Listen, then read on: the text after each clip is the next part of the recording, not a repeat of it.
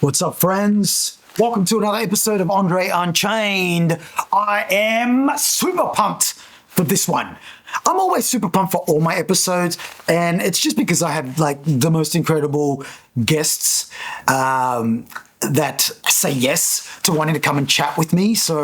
But this one is no exception because it happens to be the longest episode I've ever done on Andre Unchained. And it could have gone longer had my batteries and my cameras not died.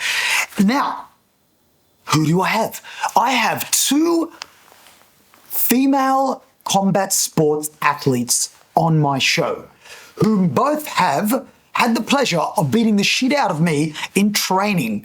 Now, if you watched my previous episode that I posted, it was with our coach, Renato Subotic, the father of modern MMA.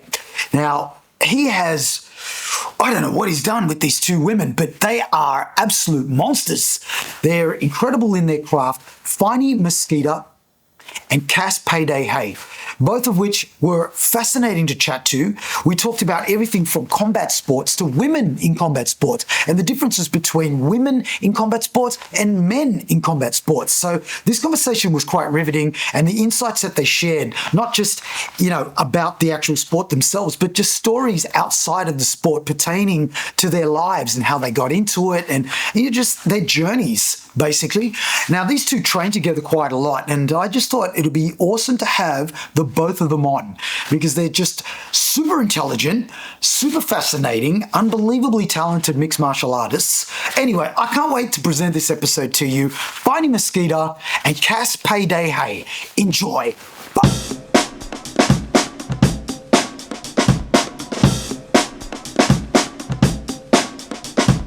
Ladies and gentlemen, sitting across from me, fighting out of Sydney, Australia, Faine Mesquita. Sitting next to her, also fighting out of Sydney, Australia, we have Cass Payday Hey. I just wanted to do that. What an intro. It's so good. Bruce Buffer, eat your heart out. I practiced that. It's not my best Bruce Buffer, but I practiced it. It takes too long. Controversial, okay. But so hey. I have a confession to make. I have a confession. This moment, I manifested. I'm serious.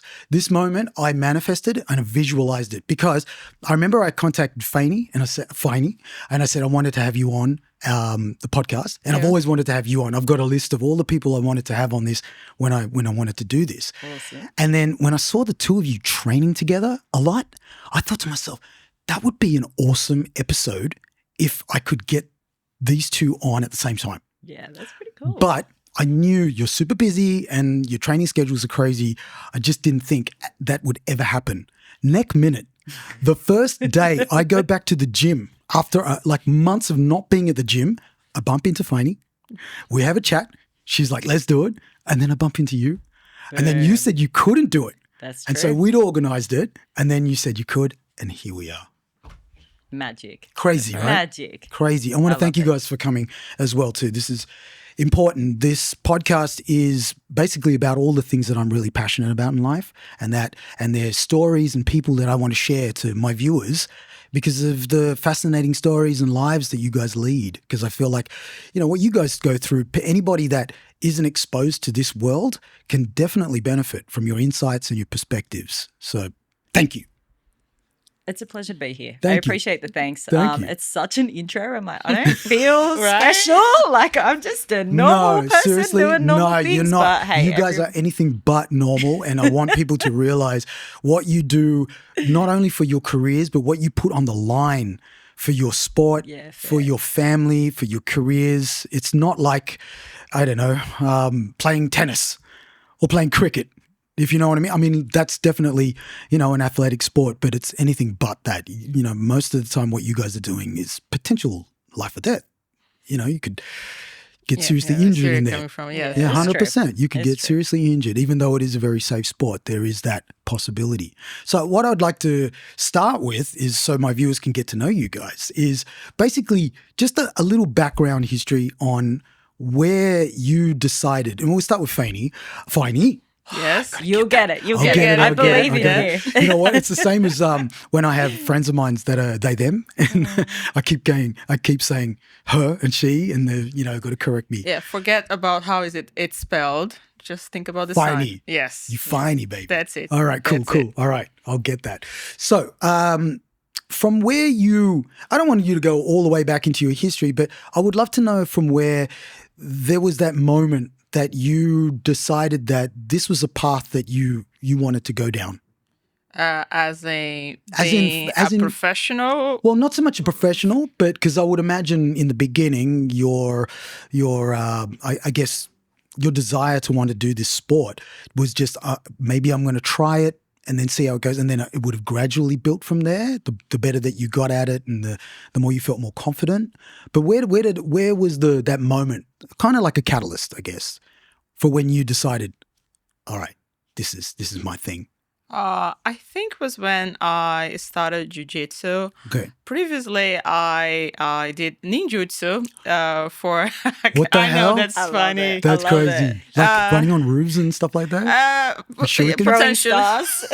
Yeah, there was some shurikens involved. Oh my god, that's crazy. So I always liked martial arts, of and course. when I was in uni, I had a housemate that used to do ninjutsu, and I was like, that's cool, I'm gonna try. And I started doing it. It was fun, but like I didn't take it very seriously. I also didn't try to become Naruto or anything like that. Do you still have the ninja suit? It's just a black gi. Oh, really? You don't wear the hoods? And no. Is that a Hollywood thing or is it legit? I'm afraid so. Oh no. Yeah. Bubble burst. And I was training for like 2 years, 3 years, and my dojo moved to another city. That old chestnut. Yeah. Then I was training in a gym, just a regular gym that started to offer jiu-jitsu classes. Okay. And I was like, this is gross. Look at this. I don't know if I want to do it, but well, let's give it a try. Okay. And I think I was always really, really bad at sports, and because I grew up in Brazil, of course. Sports means anything that involves a ball, a sphere, right. Football, volleyball. But jiu-jitsu is pretty big in Brazil too, right? Yes and no. Okay. There are some niches. Like it's not like no one is gonna watch on TV. It's not that big. Okay. Kids don't play on the street. Oh wow! Yeah. So they're not. Imagine. Unfortunately, they're not rolling on the street, right? Doing no. submissions. Yeah. Fair enough. It would be quite entertaining, but that's not the case. So I never had much exposure to that. Okay. Maybe judo was big and it was a bit like in TV in the 90s, but I unfortunately didn't join that trend. Yeah. So I decided to give it a go, and because everybody was also a beginner, I was like, wow, I think I'm doing well here. Okay. So it was the first time that I was actually good at anything related to sports in my life. Were you performing submissions when you first started? Yes. Can I get you to move that mic just a little down? Yeah, sure. Just a little down. You can grab here and just that's it. Yeah. So you were like straight into performing submissions straight off the bat. This was like a thing that just you took to very easily. Yes. Like probably in the first month I was doing lots of guillotines at the time. Wow. Yeah, some arm bars as well, and the rear naked chokes, they came later, but that's my fave, by the way. That's my favorite now. Cool. That's crazy. All right, so you've gone from running on rooftops, being a ninja, to now rolling around with people on the ground, submitting them, right? Yes, correct. Yeah, okay, that's kind of like a crazy. Exactly how it happened. Yeah, rooftops. Yeah. Were you at any point, like while you're rolling, going, if I had a shuriken star right now, I could end this? No. No, okay, cool. And so from the rolling, obviously you could have just competed in jiu-jitsu. Yes. You could have just gone, I don't want to do any striking or entertaining any wrestling notion. What then made you go, I want to elevate this to those levels? Waiting. That'll do it. Okay. Yeah. Really? What happened is before COVID, I used to go to the office every day, just like the Neanderthals used to do. The Neanderthals went to the office. Yes, correct. The office was like killing animals. The prehistoric times, people used to have to go to the office every single day. So I would go to the gym afterwards. I wouldn't go home. Otherwise, what happens if you go home, you never leave. Oh, yeah. And I had to wait like an hour and a half for the jiu-jitsu classes, depending on the day. And I was like, you know what? I'm gonna try this Muay Thai thing. Okay, cool. There you go. Yeah, one thing led to another. All right. And in Brazil, I would imagine and I can only go by what's put out on Embedded and things that you watch on YouTube. But it seems like there's a pretty big culture in Brazil for Muay Thai, Jiu-Jitsu, like schools. Obviously not on the street. I missed. I only trained BJJ in Brazil for like 1 year, 10 months. Okay. Then I moved to Australia. Ah. So everything else, striking, everything else I trained here. Can I ask you why Australia, of all the countries that you could have gone to? Why not? It is the best country. Yeah, that's what I heard. Like everybody that I knew that had been to Australia loved it, and it was like, you know what, I'm gonna give it a try. I'm gonna stay there for a bit, and I never left. Yeah, there you go. And when you decided to move here, was it with the premise of getting deeper into your sport, or was that just like? It was more for a career change. Right. I was at that time there was like super addicted to jiu-jitsu. Okay. Like every white belt. Yeah. Good times. Of course. And I just want to change career, so I decided that like I want to study again and work part-time, and Australia seemed like the perfect place to do that. It is. Yeah. It is. And I guess it's a growing, sport here as well too with MMA, so there's a lot more gyms for you to be exposed to and try out. And we're going to talk about how you ended up at Rockdale UFC, well, Infinity now, and why that was the base camp, because there's a lot to talk about there. So from your Muay Thai in Brazil and your jiu-jitsu, you've come to Australia.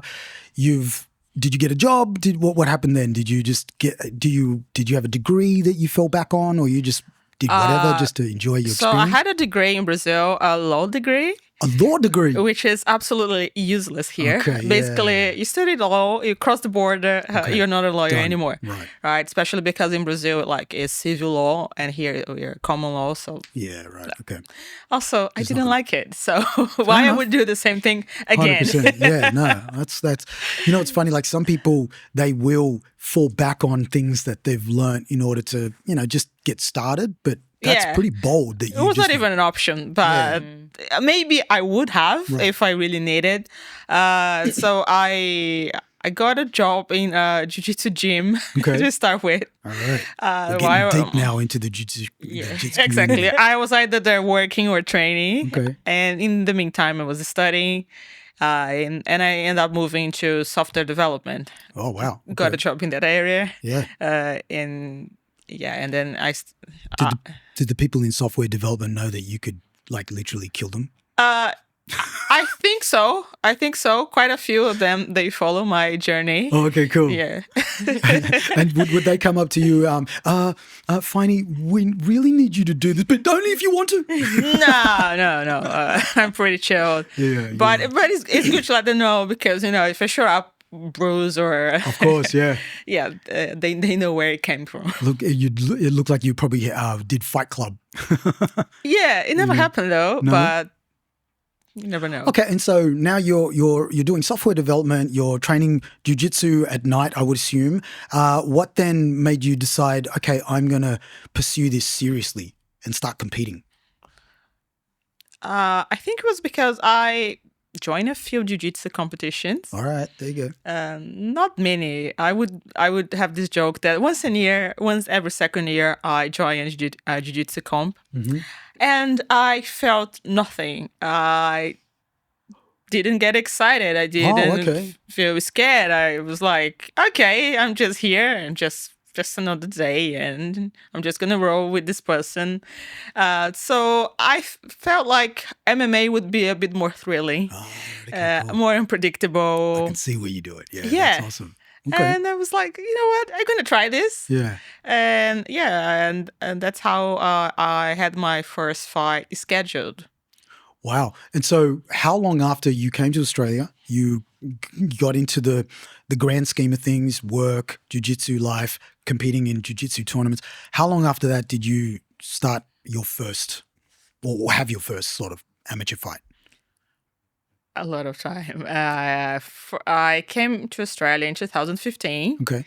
And I had my first amateur fight scheduled for 2020. Right. I set the schedule. Right, okay. And there was that thing called COVID-19. Oh, shit. And the lockdown started on Monday, and my fight was scheduled for Saturday of that same week. So it never happened. Yeah, damn it.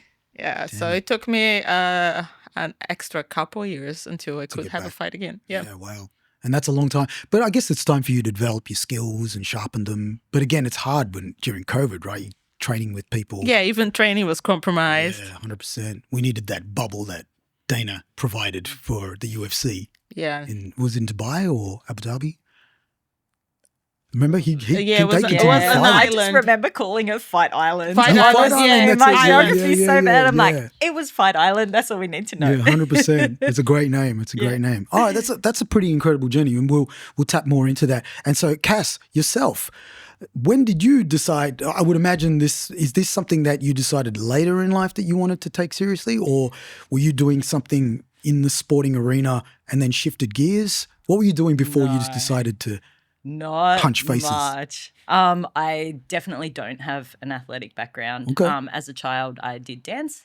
I All right. did ballet, tap, and jazz. Okay. But movement then, of the body. yeah, it was a good time. But by the time I was a teenager, I'd kind of given it all up, and then throughout that time, lost like all connection to my body.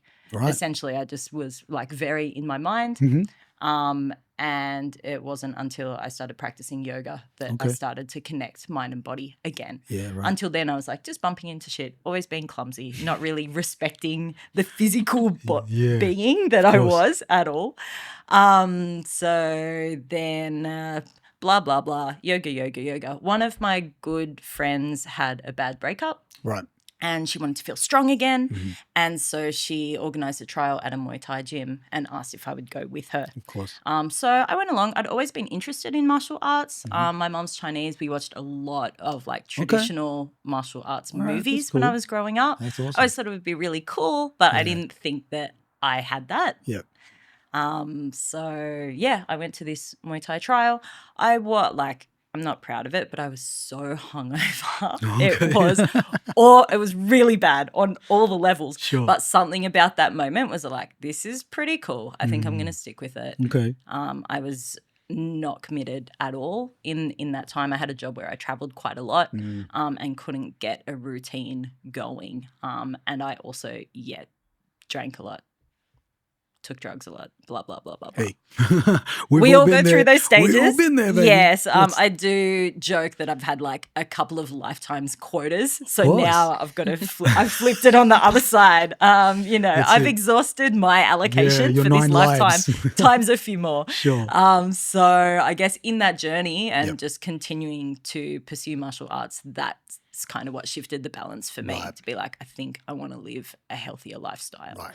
Okay. I just became like, I really enjoyed training and the training aspect of it. And the discipline. And being like, and the discipline and being really present in that moment. I liked the person who I was when I was training more. So yeah, from there, from Muay Thai, I had a couple of Muay Thai fights, then COVID. And then when we were going back to training, I just wasn't as excited about Muay Thai anymore. And my partner is a pro MMA fighter at the time, and he took me along to a training session. Okay. And that's how I met Renato and eventually Faine and the team there. Yeah, wow. So yeah, I've done MMA. This is my 4th year now. Okay. So yeah. To answer your question, yes, I discovered it a lot later in life. Yeah. I'd say I started martial arts in, say, my mid-30s. Right. And do you feel like age plays a huge role in, how you're going to, like the level at which you can compete at? Like, or is it more of a mindset? I think that there is a physical reality to being older. Like your body has a little bit of wear and tear. Man, when I found out how old you are and that you are training still, that's super impressive. I got a funny story to tell you guys, but I'll let you finish. I will let you finish. All right. Look, I think about it in 2 ways, right? Because I didn't start competing in a contact sport until a lot later, my body doesn't have the mileage on it, so to speak. So I've been protected from a lot of the damage. We see in the gym, like a lot of the younger guys who have trained really hard. So that's a good thing. They don't have the maturity to look after their body, and they burn their bodies out, essentially. I know you're very vocal in the thread with, all of the health precautions. I see it all the time. And it's funny because some people just disregard it, right? And they just come and train when they got staff and all kinds of shit. Yeah, but like basic hygiene. Absolutely. Hygiene, Things that should be common sense. 100%. I know that some of the younger guys, they haven't had to think about it, or they haven't had the experience of like how bad staff can be. Yeah, for sure. And putting it together of like, if I'm training and I have other people sweat and there's bacteria and I don't have a shower, then where does that bacteria go? Exactly. Anyway. And that ruins training for everybody, right? It does. Not just them, puts everybody out. So absolutely. If you're, absolutely. Even though it's a solo sport in the actual octagon itself or the ring, it is very much a team sport. Oh, 100%. Like I can't train without other bodies being on the mat. And I'd prefer those bodies to be like clean. Very much so. But yeah, I do like, as I said, the reality of having an older body. I think there are things that come up where you're like, maybe I'm not as, I don't know, because I've never done it as a younger person, so there's nothing to compare it to. Would I have been faster? Would I have better reaction time? I don't know. I can only do what I can do now. Yeah. Look, I mean, so I see it both ways. It does, because I've met younger fighters who have been doing it for a long time, who have become older and have gotten to that point where they're like umming as to whether they want to continue, but yet they've still got the physicality, but the mindset. This is why I asked whether it could potentially be a mindset thing as well too. I know that for myself, it was a mindset thing, and my body reminded me of like, dude, you're fucking 50 years old. You think you can do it, well, but I love competing, and I had done martial arts for a long time when I was younger, but then as I got older, and one thing I want to talk about, and I was telling you guys as I was bringing you into my apartment, when I got onto the mats and decided to join the classes, the two of you were very welcoming towards me, and it was awesome. You made me feel like, okay, I'm okay to be here. Yeah. Like these guys are accepting me here. And then you, in one training session. Yes. What did I do? What did I do? Okay. So I remember we were training, standing up, and it was very light sparring, mind you, because if they were going 80 to 90%, I would be dead right now in a wheelchair. But we went to the ground and I refused to let go of a submission attempt. Sure. And as a result, my shoulder is still hurting. Oh, my God. Okay. This is nearly a year I was after. going to say that would be a year ago. It was a year ago. So let's rephrase that. What did I do? What did you do? That's on you, you know buddy. what I did wrong? I should have just let it go. I should have let it go. Yes. My ego said, no, I'm going to hold on to this. And as a result, I think I tore tendons or something or other. So there was that moment, but I remembered that moment because afterwards it never happened again. Do you learn? That's how you learn, right? Well, exactly some of us got to learn the hard way. Yeah, exactly. And so, Faine, we had a light spar. And I remember. I don't remember that at all. Okay, so we were paired up. Renato paired us up in a session. Yeah. And you went very easy on me. But you performed a spinning heel hook that got me in my orbital bone. Oh. And I went down. And I remember Renato, who was the most amazing coach on the planet, he was like, just get back into it. It's okay. I went, all right, cool. I can't see. Are you sure this is safe? Oh my God, it was so painful. Painful. Anyway, since then, I've had to get my eyes checked. So I've got these are prescription glasses. The optometrist, she said to me, I have to ask you a question. In your right eye, have you experienced any trauma? I was like, what kind of trauma? Yeah. She goes, like a blow to that. I said, like a spinning heel. I said, actually, because I've caught blows from, is this a setup? Why did he bring us here? No. Next second, the doctor's bills get slid across the tables. But these are my. Did you tell anyone where we were? See that? They're my victims. But that was a reminder to just block. Block those head height. Live and learn. Action and consequence. It was such. But Did I actually hit you with my heel? I normally hit only the toes. It when was I the do heel. that. Wow. Yeah, but you know what? It was beautiful. The kick was beautiful. It was executed beautifully. Like you performed it with very little telegraphing at all, because I was at a good distance that I felt like that could not happen. But man, you made it work, and it was amazing. I love the respect. I love the respect 100%. despite the Oh my I had a God, the foot in my respect. eye, but fuck it was It is beautiful. nothing but respect because it was beautifully performed. I should have checked it. Neck minute. All right. After that, never again. I still, sorry, when I'm in sparring, I try to hit only the toes when I'm performing no. that kick. But maybe something went wrong with the distance. I think I came in distance thing. probably. That's Yes. It was my fault. Right. Yes, It's that's totally it. my fault. You totally came in and yeah. It was totally my fault. Okay, so I've got like a bunch of questions that I want to ask you guys. And like I said to you, this is not an interview in any way, but these are things that I'm like genuinely really curious about. I wanted this to be not just fun, but I want to get into the psyche of an athlete, in particular a mixed martial artist, because that's a totally different mindset. You know what I mean? Like it's a totally different mindset to something like basketball or football. I mean, that's a contact sport as well. But yeah, this is, for me, there's a science to it. There's a level of intelligence that needs to be applied, because from the outside it can look brutal, but it's anything but. It's beautiful. It's not brutal. It's beautiful. It's brutal. So I want to know, have you ever doubted yourself right before a fight? And how did you flip and switch that mentality, like literally going in? Because I know, and I've done some pancration tournaments where I've gone onto the mat gone, what the fuck am I doing here? Like so scared. And I know that robs you of your energy.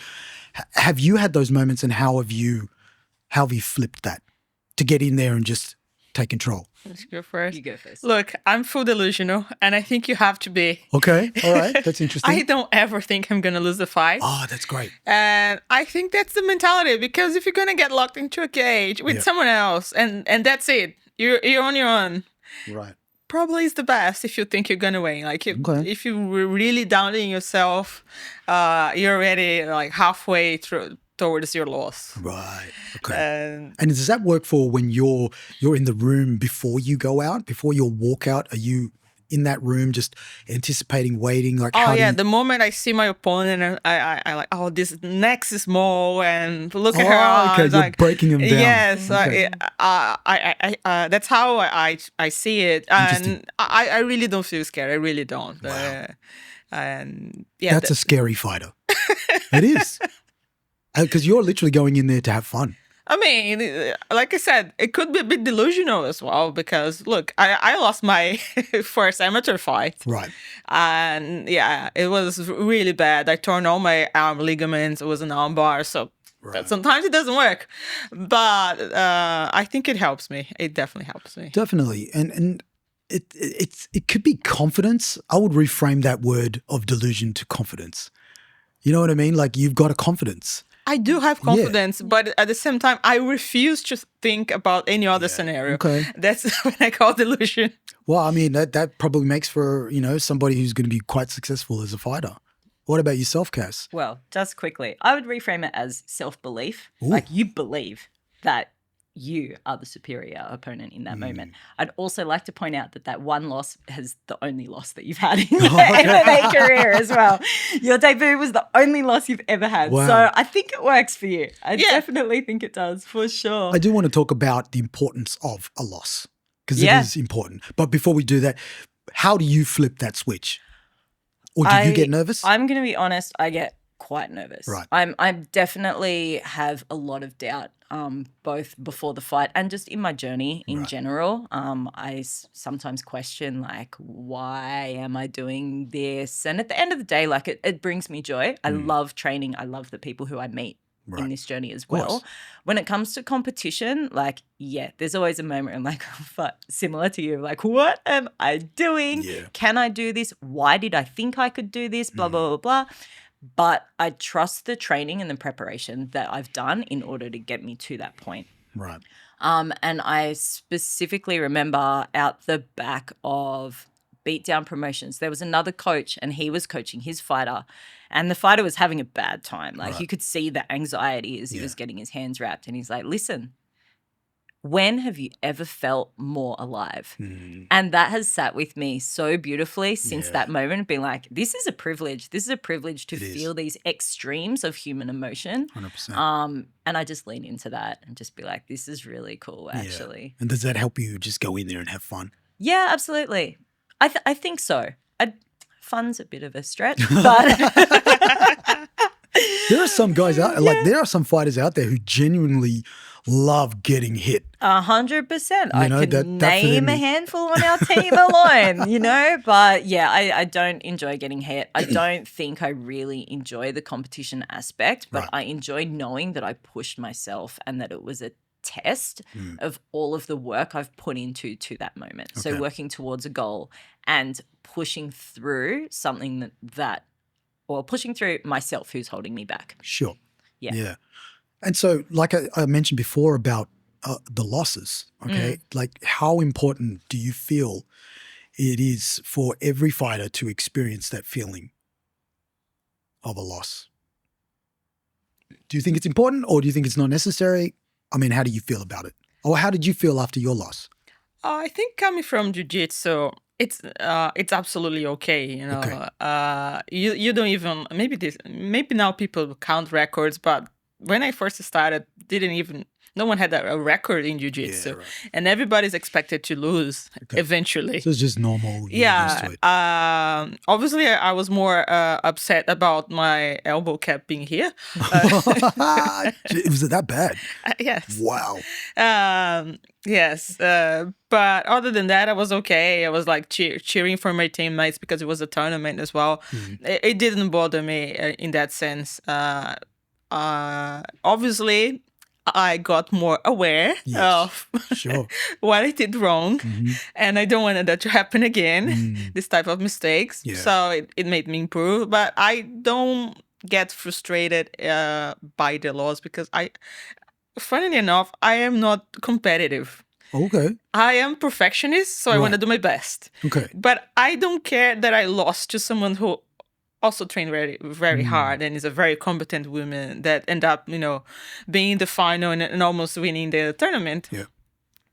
So do you have like a mutual respect for him so that you can have that appreciation if they are the better fighter on the night? Absolutely. Okay. And also I think it's so important that women learn how to fight that I think it's great they are there and they are doing well. Yeah, right.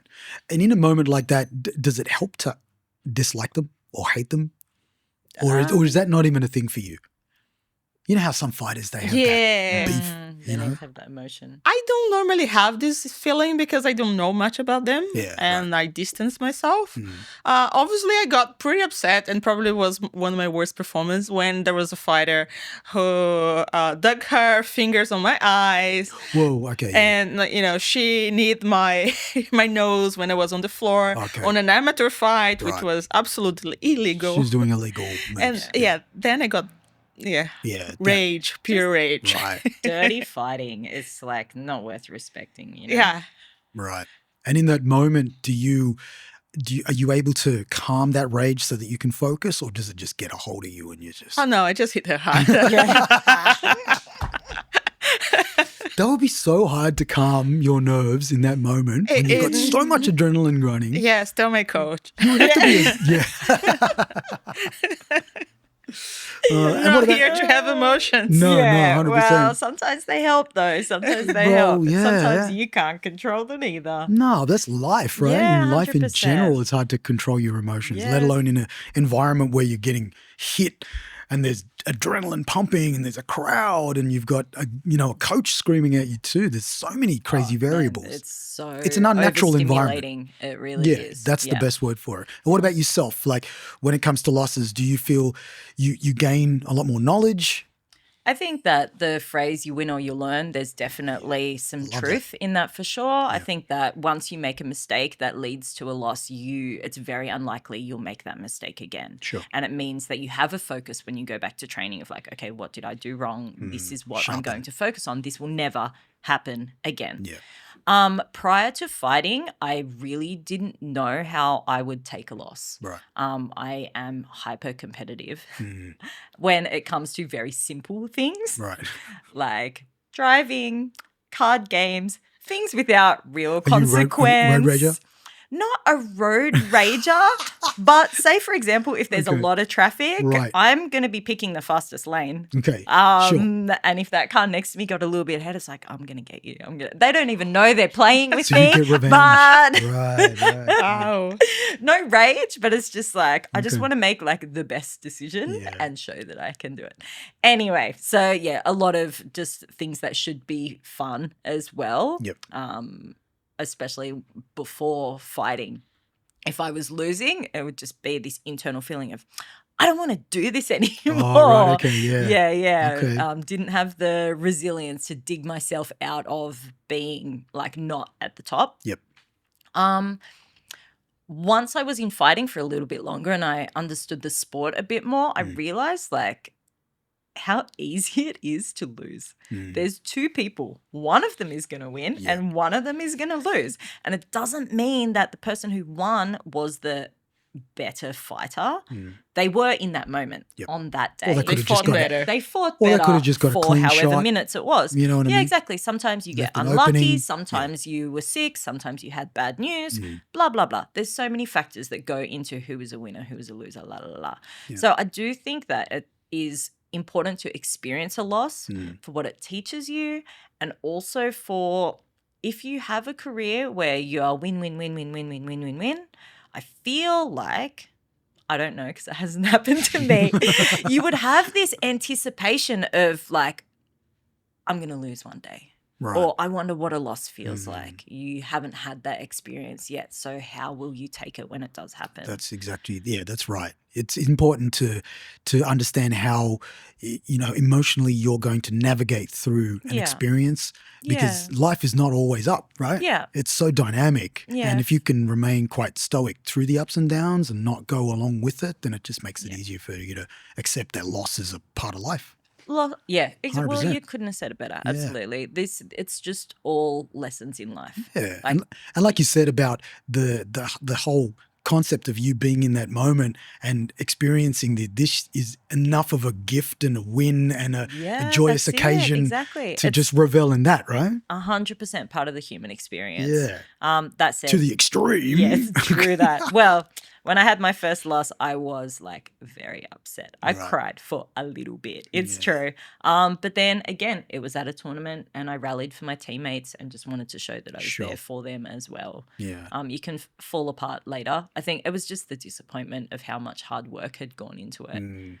Is there that pressure of letting the team down and and like you said, all of the hard work that you poured into it and feeling like, I feel confident that I can do this. Does that play on your mind as well? I think so. And this example specifically was for IMMAFFT, the International Mixed Martial Arts Federation World Championship, which was last year. And I had been very public about that goal, about the fact that I was going to be competing there, representing Australia. Sure. I asked for support from a lot of the community. And that's not something that I was very comfortable with, but it's part of the process. Of course. It's quite expensive to compete at tournaments like that. Yeah. And I think that I'm not 100% comfortable asking for help, but I've also realized that people want to show that they support you and 100%. your journey. And there's not money in the sport.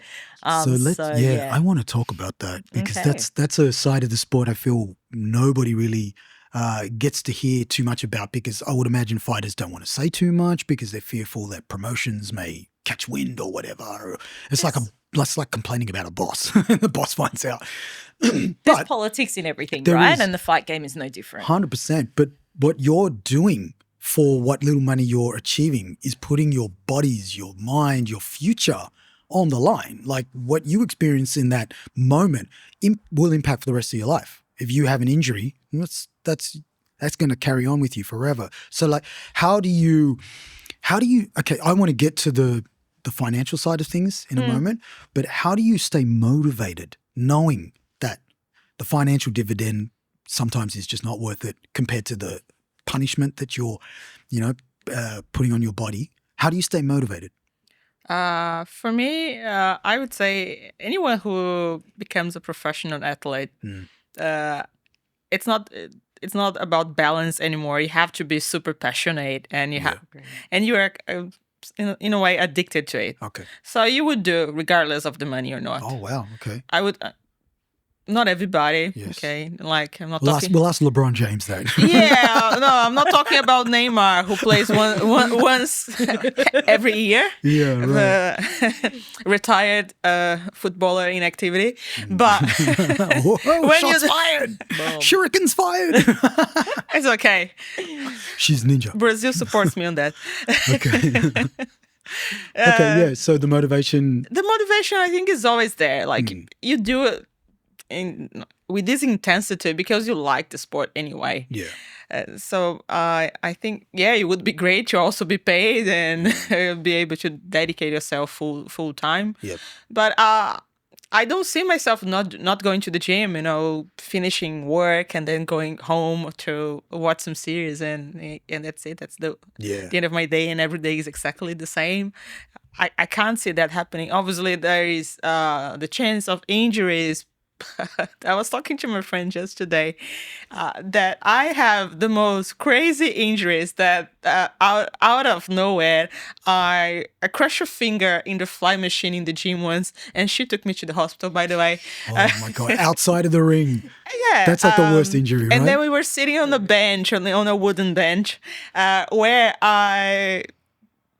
previously, many years ago, I got a splinter into my calf, and I needed surgery for that to get it removed. Yeah, ultrasound, because it got so deep. Oh my God. Dude, you should not leave the house. Someone should just ferry you from the house to the gym. That's it. Yeah, so I am kind of used to have like random and crazy injuries. Yeah, right. And when I'm fighting, I'm like, you know what? I'll be okay. Yeah. Oh my It's just God. life. Yeah, it's pretty incredible that you have such a jovial outlook towards things like that. You know what I mean? Like that would destroy so many people, having an injury like that would impact, their ability to go and train and then ultimately fight. I do have sometimes, I don't mind about... obviously I mind, but I didn't being very impacted by the fact that I lost my fight. Right. And I was okay until it was overseas as well. It was in the same tournament that she joined, but a few years back. Until I got home and I got the MRI result.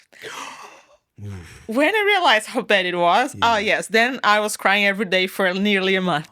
How long did it take to recover?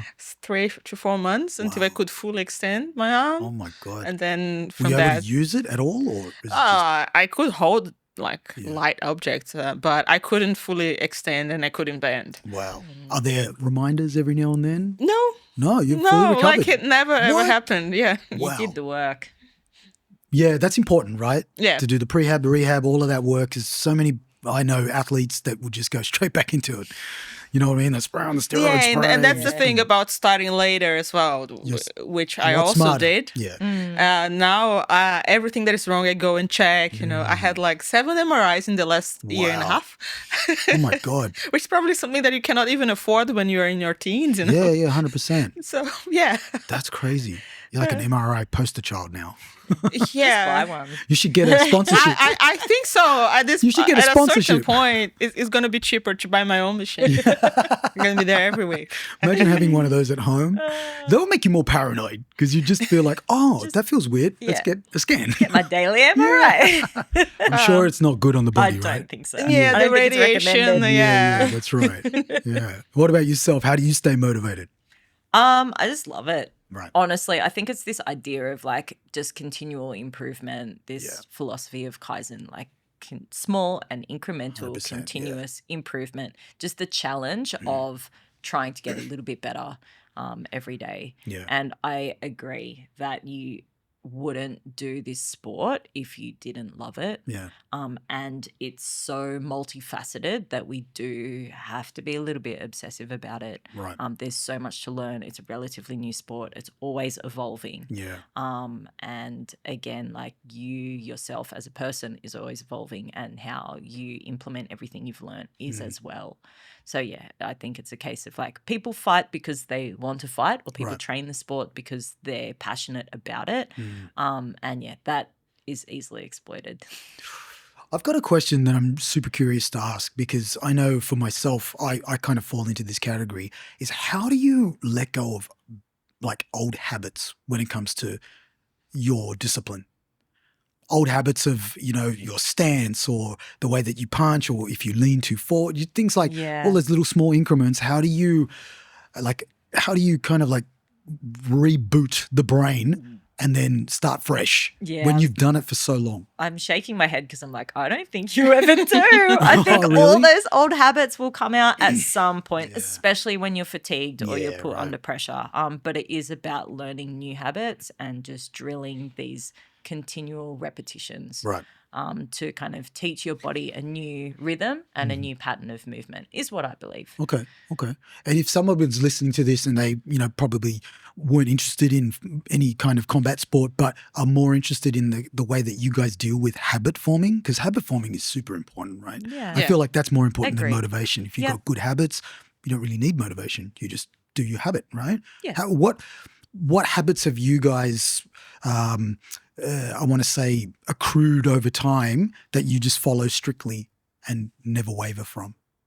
Like a morning routine or something habitual before you go and train, for example? Like, what is it? Do you have habits that you are pretty strict? In the morning, I like to, you know, separate my gear, the clothes I'm going to wear for the gym later. Yeah. So I don't have to do after work. Yes, of course. Also, because I wake up pretty early, so...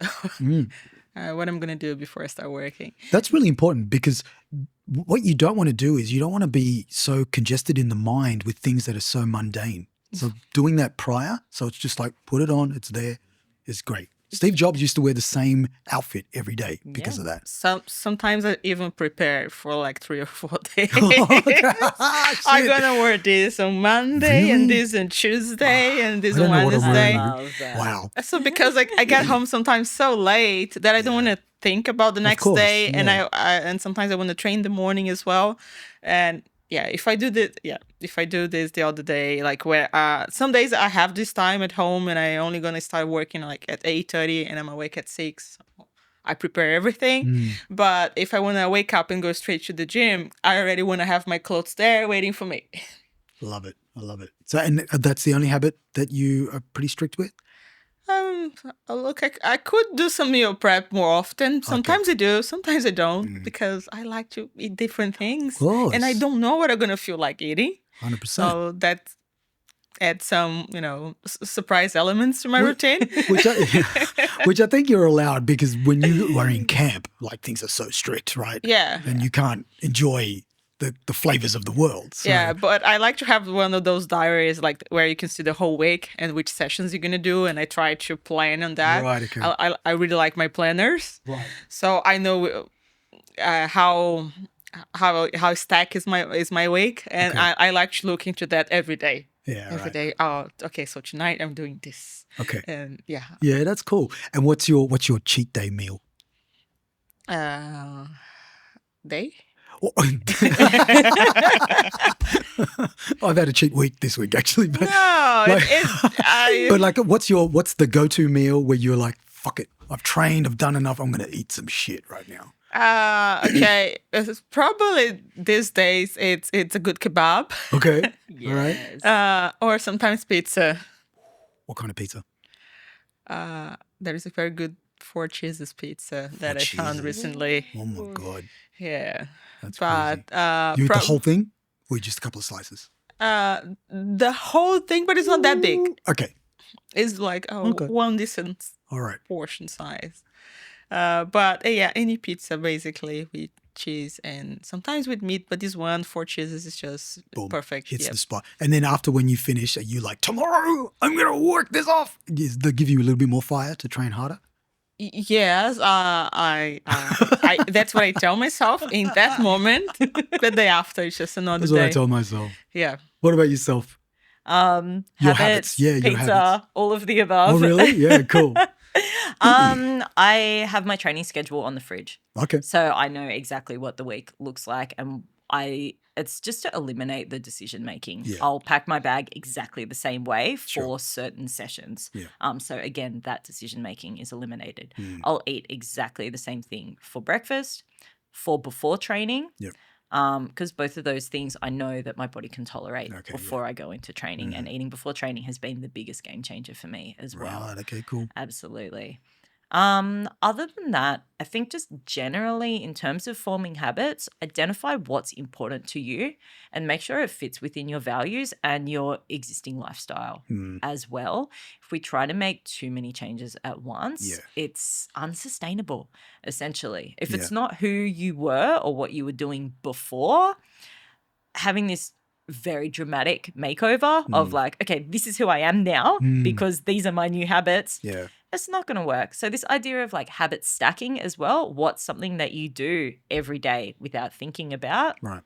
and then adding one thing that you do at that time Sure. is like, it's not an original idea, but it's Sure. definitely one of the most powerful things. It's doable. Yeah, absolutely. Yeah. And like you said, it's sustainable. Yeah. Yeah. And that's important too, right? Because if you lose consistency, everything else kind of falls apart around it. Agreed. I quite often liken it to when you're deciding to take on an endeavor of some sort. You're always looking at the precipice, like the top of the mountain, and like, oh my God, this thing is so huge. How am I going to achieve it? Overwhelming, right? You forget that all you need to do is look here, look right in front of you, and just attack that step first. Yeah. And then slowly, and enjoy the process. Yeah. Because when and if you That's do the get key. there, you're going to look back and go, wow. Yeah. Look how for far I sure. came, you know? Yeah.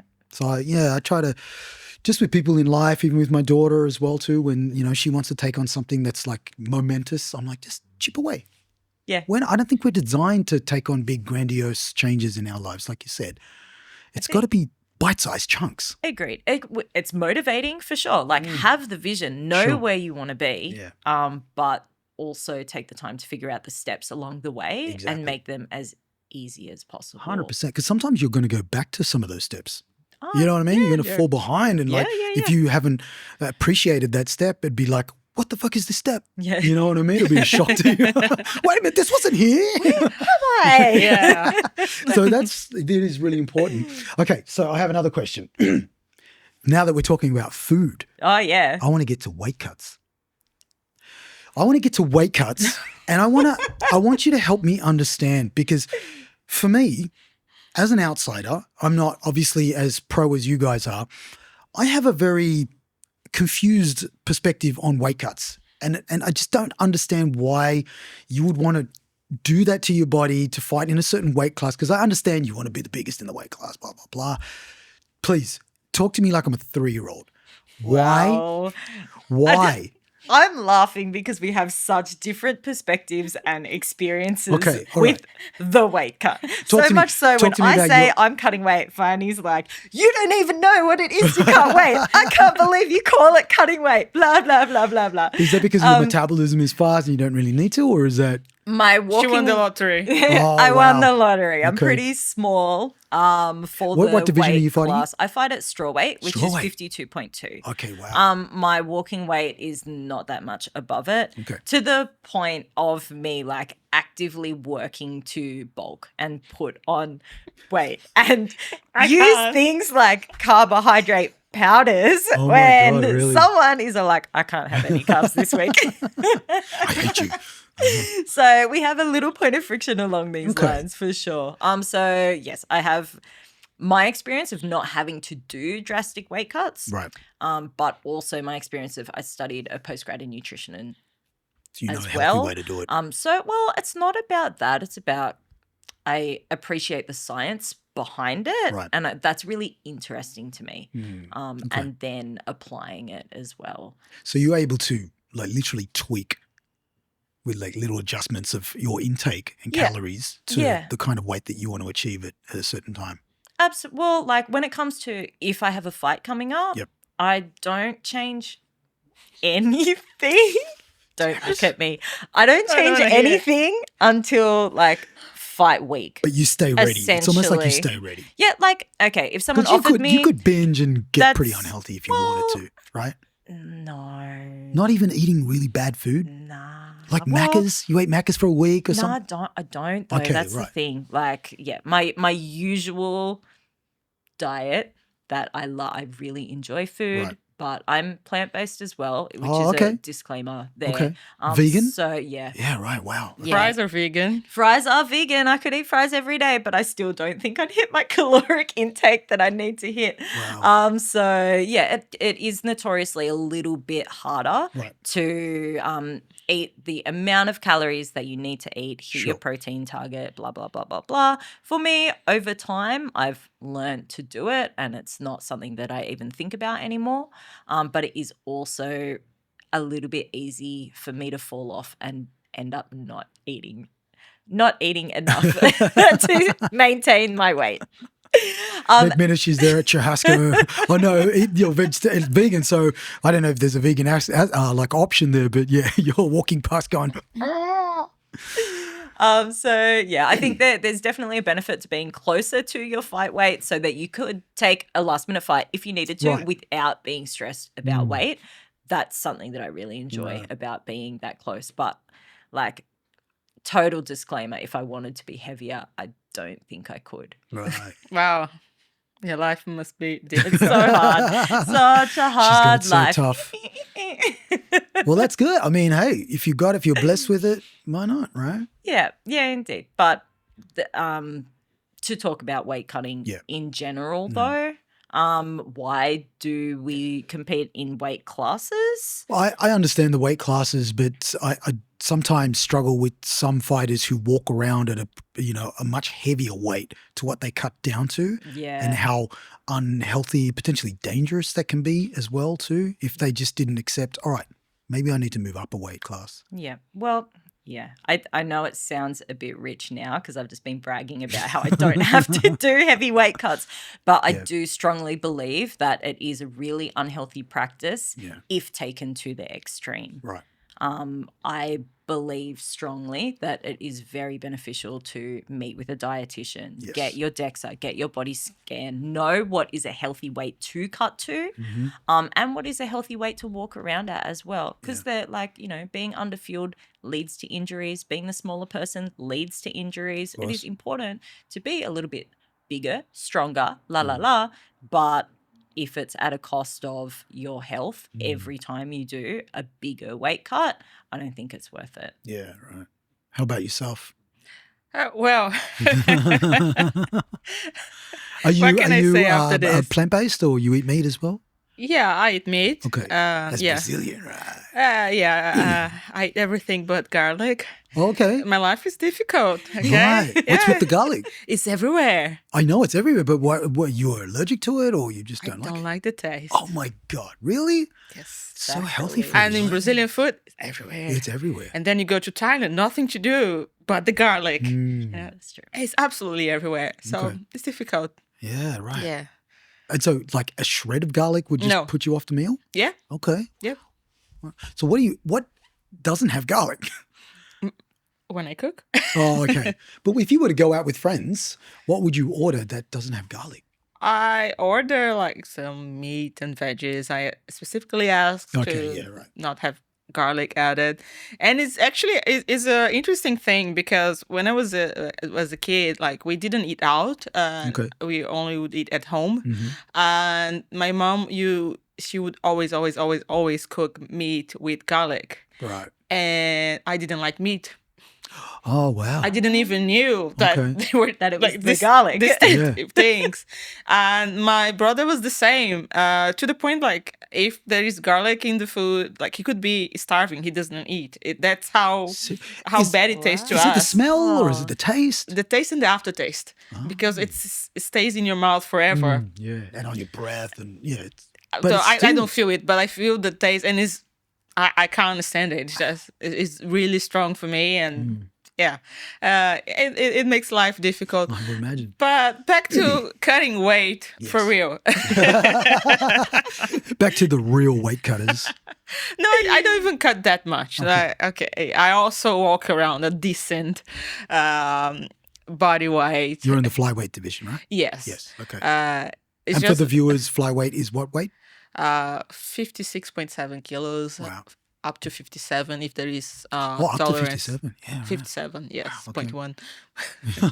100 grams count. The gram. Do they get that specific on fight day? Like with your hands? Yeah, absolutely. Wow. Yeah. Those little increments, do they actually make a difference?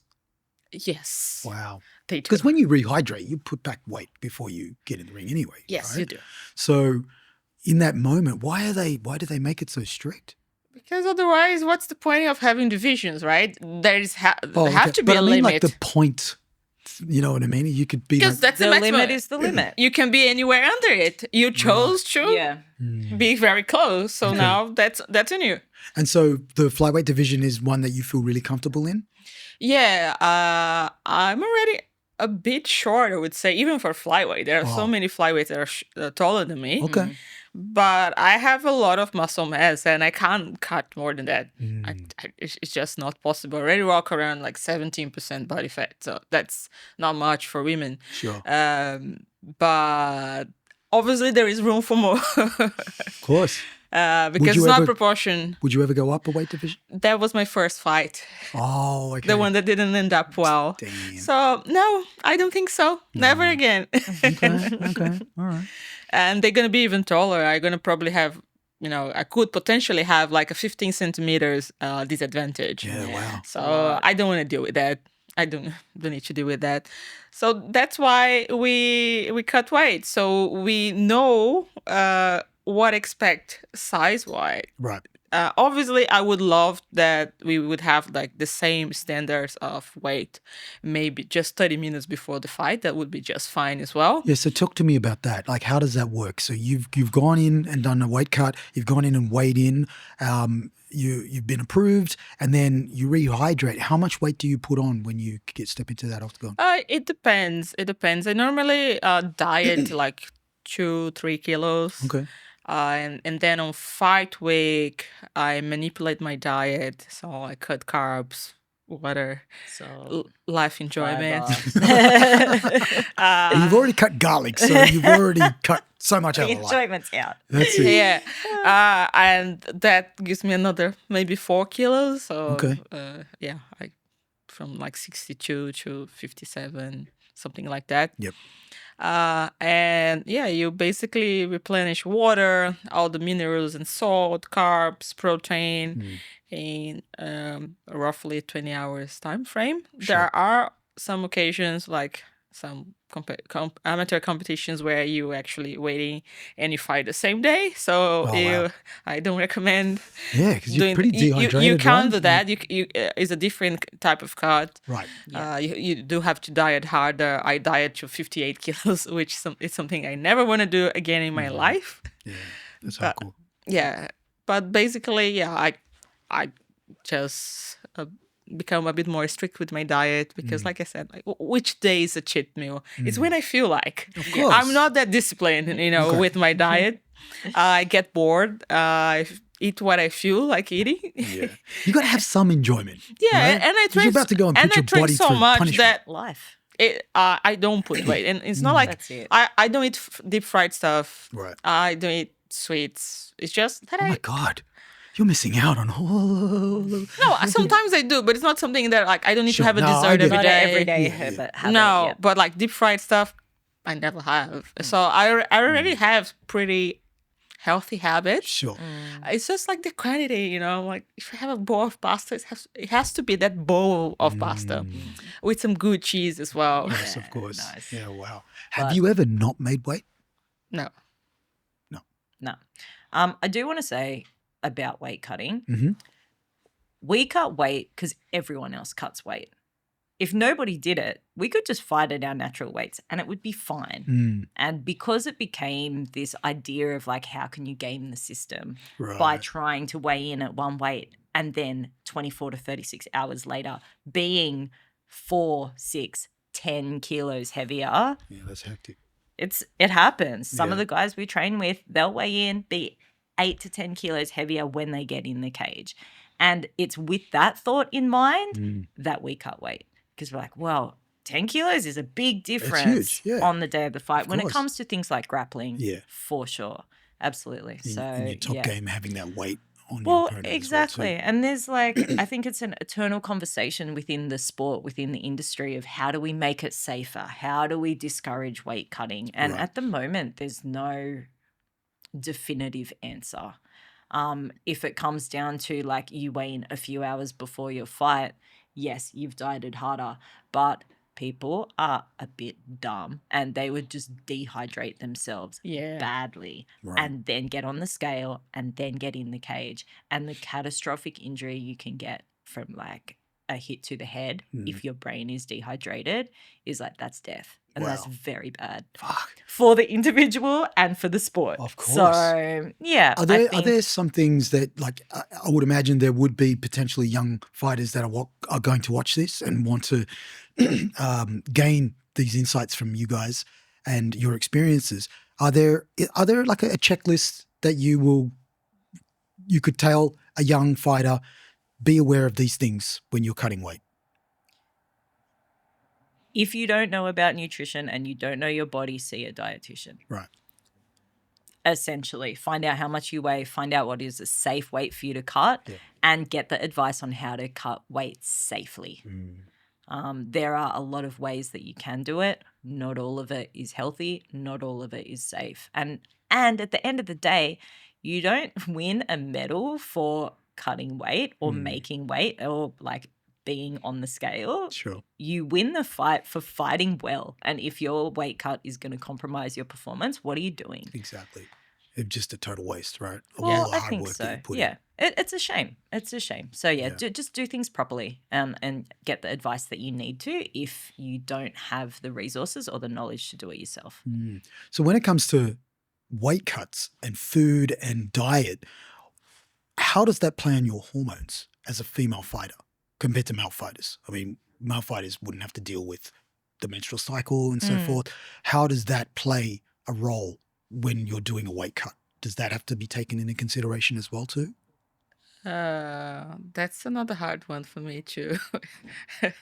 Oh, if you don't want to talk about it, No, that's cool. it's not because I don't want to talk about it, because I don't feel any different. Okay. As I say, I'm grumpy every single day, and this doesn't change. At least you're consistent, right? Right? Okay. Maybe I'm grumpy and hungry. Yeah. You probably remember some weight cuts where I'm like, oh, I'm hungry, and all I can talk about is food. Yeah. But I don't feel anything different in my body. Really? Wow. Okay. And I cannot compare with a male because I've never been one. So Yeah. No. It's funny. Yeah. I had Vincent from Strive on the show, and we talked about the differences between the diets for female fighters and male fighters, and he talked about how they have to take into consideration the hormonal difference between the fighters and the diet that goes with that as well. So, I mean, obviously you don't feel it, but do you feel it?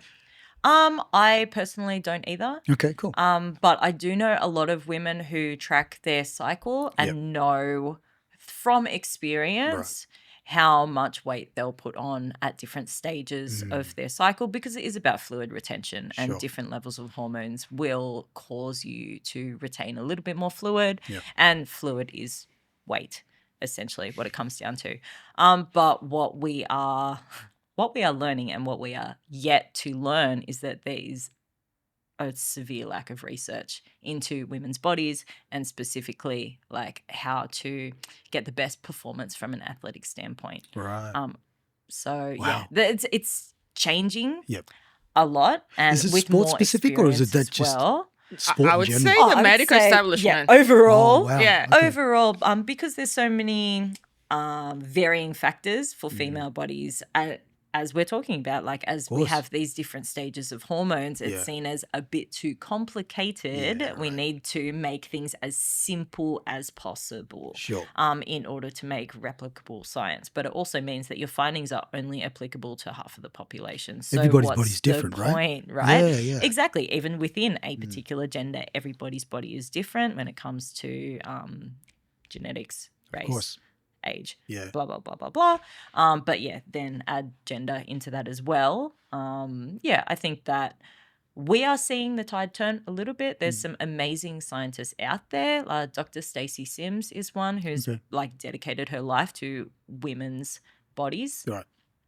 Specifically within the like sporting performance arena.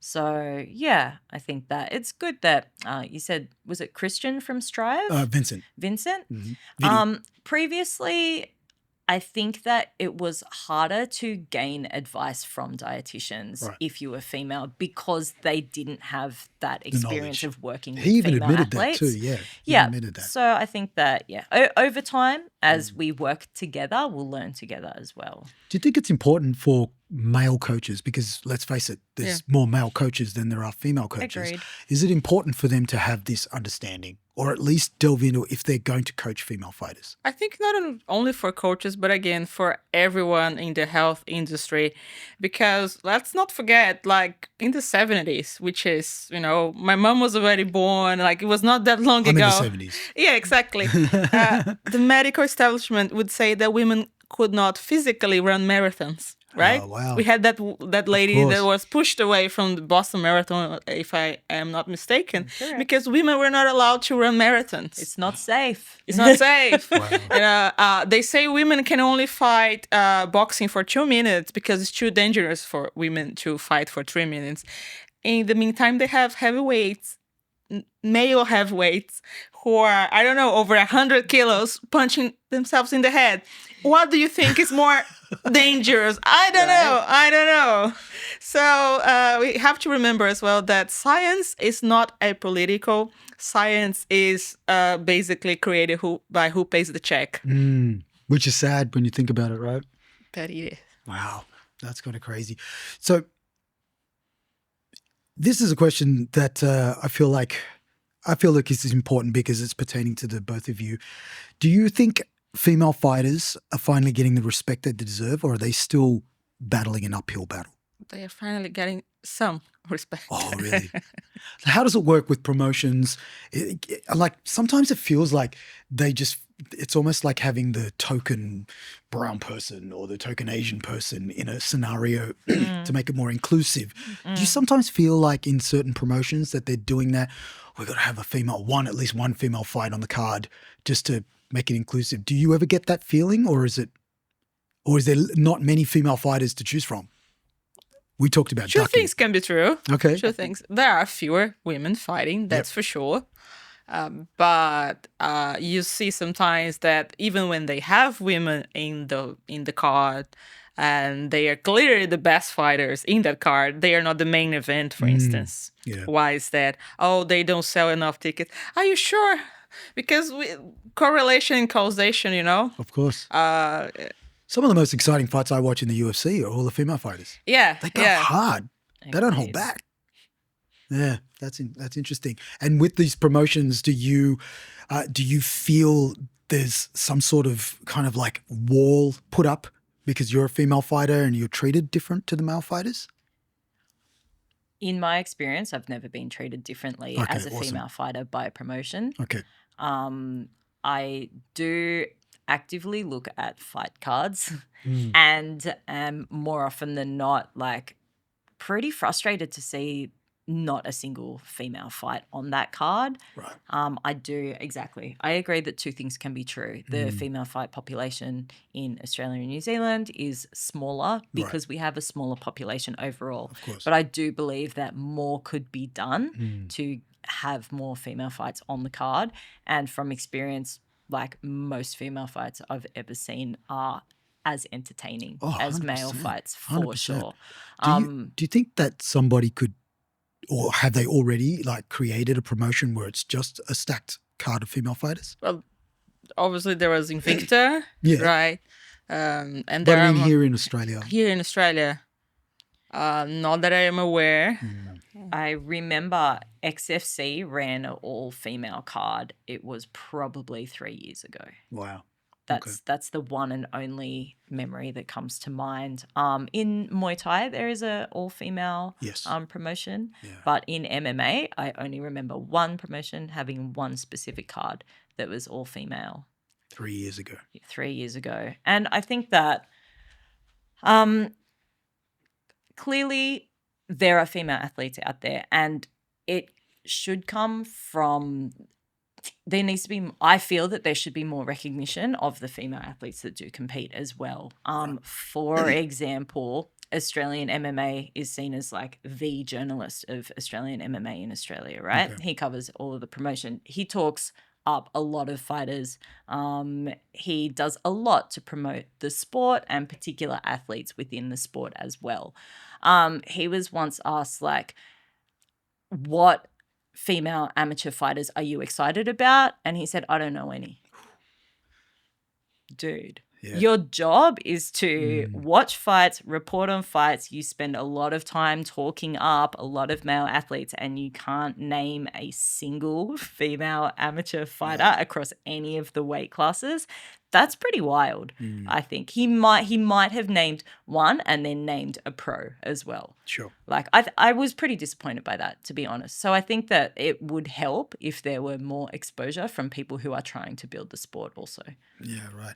Do you think, apart from journalists, who else could help advocate that exposure for you guys? There are so many things that happen for things to become the way they are right now, right? When you think about football, that's the most popular sport in the world. Women were not allowed to play football again. And then you wonder why the sport is not in the same level. Until in England in the 50s, women were not allowed to play football. Like, how come?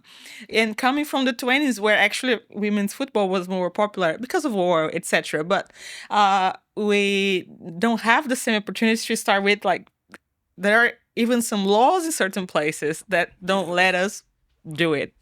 So obviously we don't develop at the same level. So we have this culture that perceives the sport as inferior or just like just something to is an opening for the main event. Yeah. So that's one thing as well that isn't built in our culture. So we need to change that. It's in so many sports. You know what I mean? And it's all money. Sport. It's all driven by money and tickets. But then we have seen that actually when you start promoting those sports, they do get the audience that they deserve. When we had the World Cup, the FIFA World Cup here in Australia, that's right. They had to move the Matildas to a bigger stadium because it was sold out. And then they had to move it again because it was sold out again. And it was amazing. People actually, they want to see those sports, but there is so much for the sense, I mean, from the promoters, from media, from who is actually showing this or putting this up there. So it's not even about the quality anymore. It's also about having this exposure. I've seen many people frustrated as well because there was a match last month, rugby. Australia played the US, and I think the most famous rugby player now is Alona Mar, and she is amazing, and she has a great presence in social media. And people were so disappointed because I didn't even know that this was happening. And it was in Canberra, and that would be a sold out arena again. Yeah. Yeah. It's it's a man's world. It is, but at the moment, like, I think we are starting to see the tide turn as the business investment opportunity side of things is becoming clear. Right.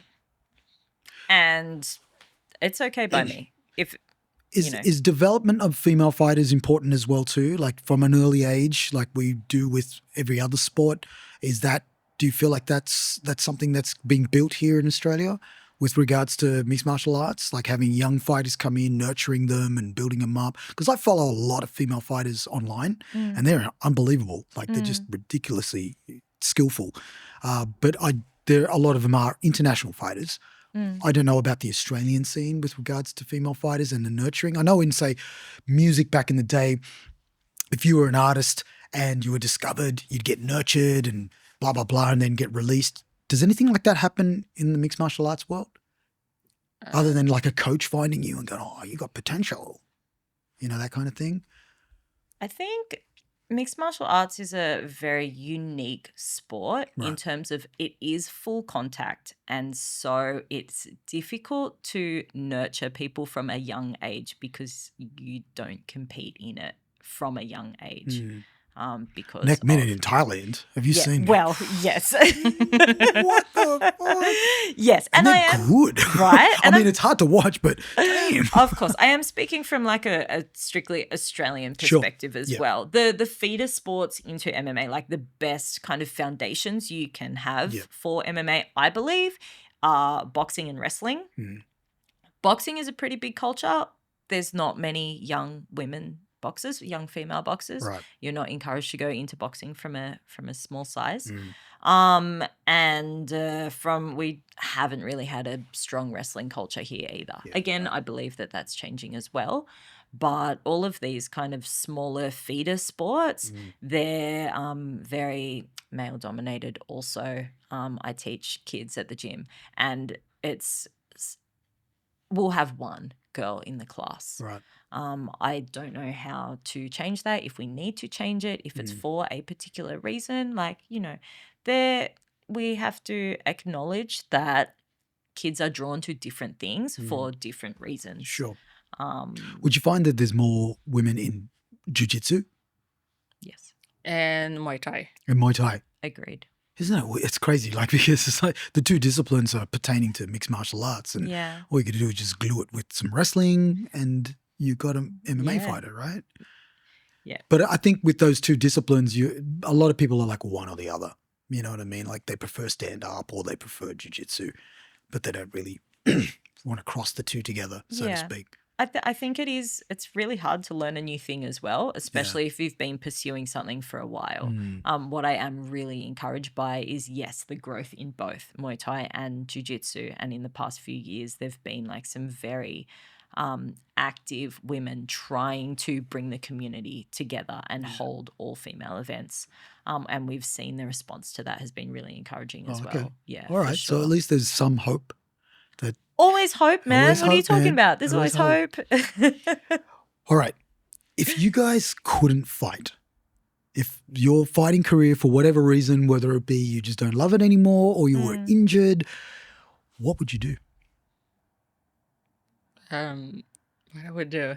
What would you do if you couldn't fight anymore? I mean, it will happen eventually, right? Sure. But I mean, I guess you don't want to have it in the back of your mind because that's a safety net that you just don't want to, explore. But just hypothetically.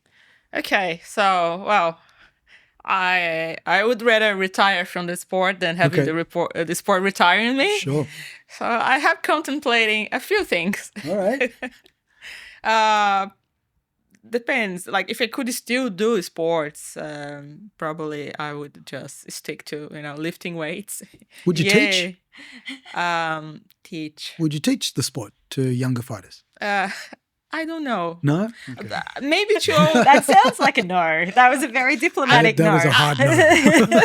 Depending on how young, I never had very good experiences with kids. Oh, okay. So, Fair enough. yeah. So teaching, I'm not too sure. But in terms of what I would do, maybe I could get involved into promoting the sport. Okay. Commentating, I don't know. So but you'd still stay involved in the sport? You wouldn't, potentially, remove yourself totally. But I might even consider a break, Sure. go play piano in a jazz bar. No, I don't play the piano. Good luck. But I would pick up the bass again and, read more, which is something that I really miss, having all the time because I was a bookworm when I was a teenager. You can't read now? Not much. I put books for all of my guests that I feel resonate with my guests.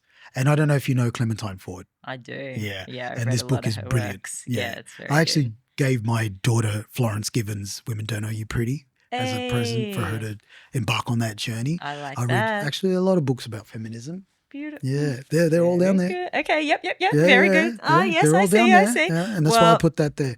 I gave my 2-year-old nephew Boys Will Be Boys by Clementine Ford. That's over there too, right there behind you. Great book.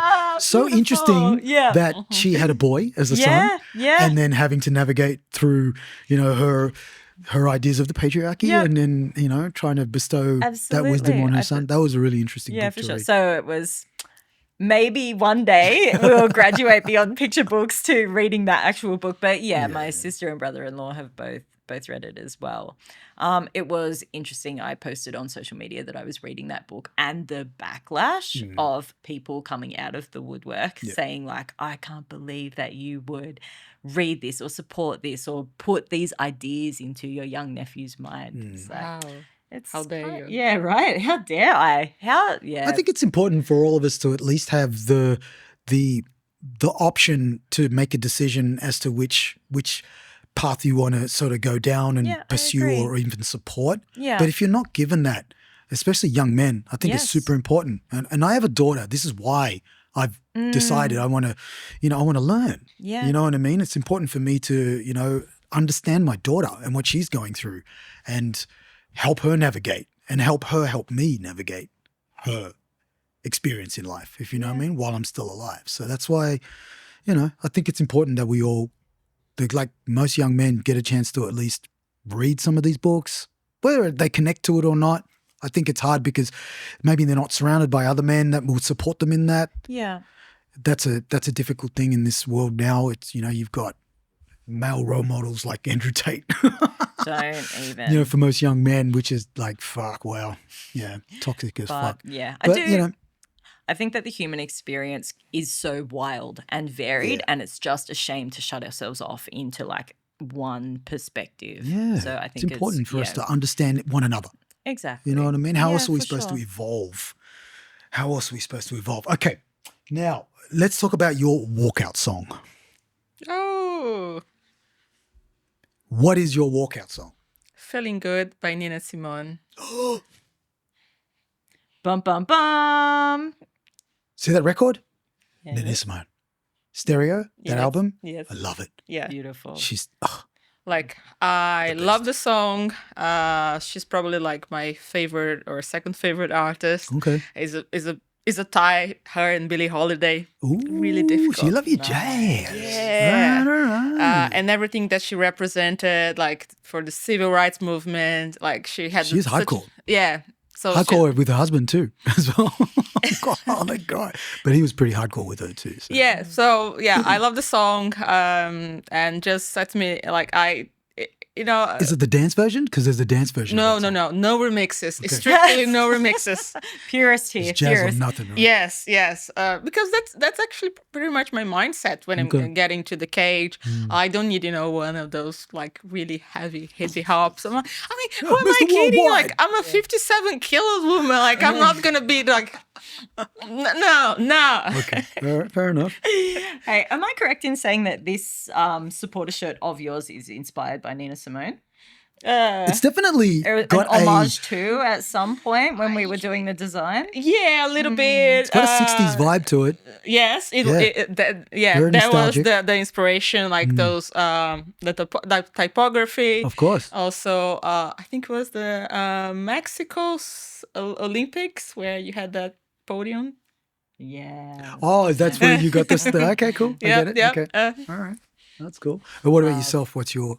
My walkout song is "Bitch Better Have My Money" by Oh, Rihanna. I got mad remixes. I DJ, so I got remixes of both those songs. Yeah, beautiful. Yeah, I'd love cool. to hear it for sure. Okay. It just ties beautifully It's Payday, into my fight name, which is Payday. And yeah, it's this idea. So how did you get your fight name? How did I get my fight name? Yes. Well, as we know, you don't get to choose your fight name. It's gifted to you. Who gives it to you? Yeah, well, it's up to you. You don't get to be like, you give Right. me my fight name. But I mean, like, how do you... But Where did it come from? sometimes Have you had a a coach few? just starts calling you by something. Sometimes your teammates do, and you're like, okay, I guess that's my fight name. Sometimes you'll walk into the cage and the MC will give you Are a you fight serious? name. That and then you're like, happens? all right, well, I guess that's that now. What if it's a shit one? Right, that You're would stuck be with it. pretty bad. Imagine Wonderful. about to fight and you get this fight and you're like, what? No, I'm out. Sorry, guys. Not. That's gonna happen to you. You need a fight For name. me, if if they pronounce my name correctly, that's You're already winning. Yeah. So yeah, I'm happy with What that. about Faine no garlic mosquito? Snap.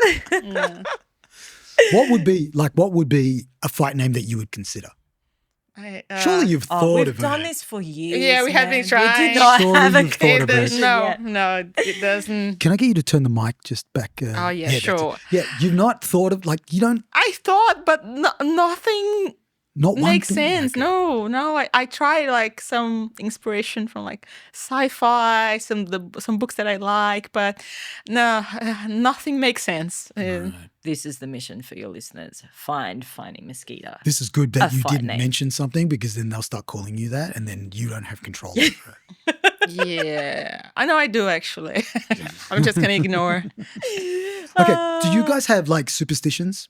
Things that like you just refuse to do before you go out and fight?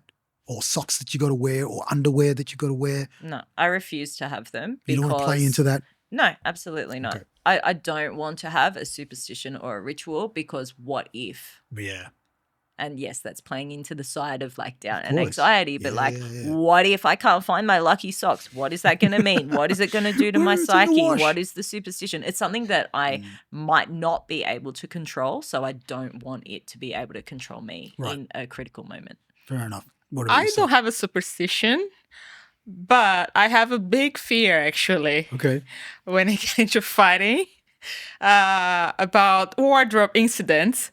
So I always wear 2 shorts and yes, and nipple covers.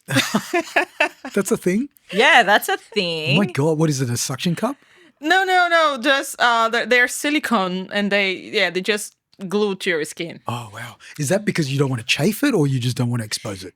Because sometimes, a foot can come into your toes, sport bra. You get a Janet Jackson moment, right? Yeah, exactly. So, yeah, I wear nipple covers. All right. Wardrobe malfunctions. I've had heaps of those. Yeah, not good. Not a good look. Okay. Have you ever had a moment where you've been going through a personal experience before you've stepped into the octagon to fight, and had to battle whether you let that affect your performance or you tune out of that? Like, how do you get into that mindset when and if something like that does happen? Because I'm sure that's life, right? You don't always enter that ring fucking all rosy and peachy. Feeling amazing, yeah. Exactly. Yeah, for There's sure. always shit going on. Yeah. How do you, in that moment, decide, okay, I need to tune out of that and focus on this? Let me think. I think probably after having like my first matchup, not fight, canceled, and trying to get finally debuting or going back into MMA, I was feeling a bit down, thinking like, am I going to be the same? I didn't know how my arm would react, and I was actually pretty scared of getting to an armbar again. Of course, yeah. It's natural to second guess. Yeah. So I probably was feeling like, maybe I shouldn't take a fight too soon, because after I was like able to extend my arm, I was training. I was even training with a brace, but like doing weight. But I went back to MMA and jiu-jitsu as soon as I could actually full extend my arm. And when the fight got closer, I was like, what if it happens again? Is that a good idea? But then I was like, oh no, I love it. I have to do it. You have to push past that, right? Yeah. You do. Like, no, what am I kidding? Like, and then I'm never gonna fight again? No, that's not an option. Wow. That's an incredible mentality. That's like most people would love to have. Like, you envy her weight superpower. You've got that mindset. That crazy mindset that most fighters would, kill to have. It's just that I couldn't imagine my life at that point without martial arts. It was just not an option for me. It sounds like that you found your purpose, and purpose is so important, right, in life. When you've lost sense of purpose, it's like you just truly feel lost. So I can see how this sport gives you purpose.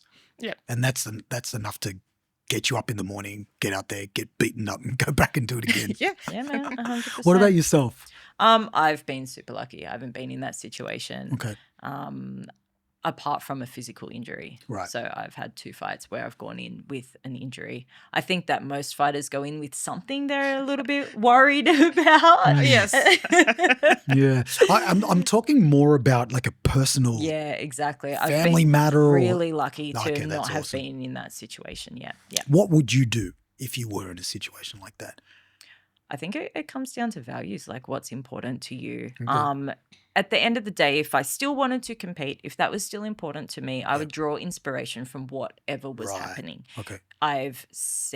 We've had teammates who have had people pass away close to them and they've Wow. gotten in the cage, dedicating it to them. Sure. So whatever the situation is outside of the cage, find strength and motivation and determination from that and channel it into what you've prepared yourself to do all of this time. Speaking of determination, you guys have just been awarded new belts.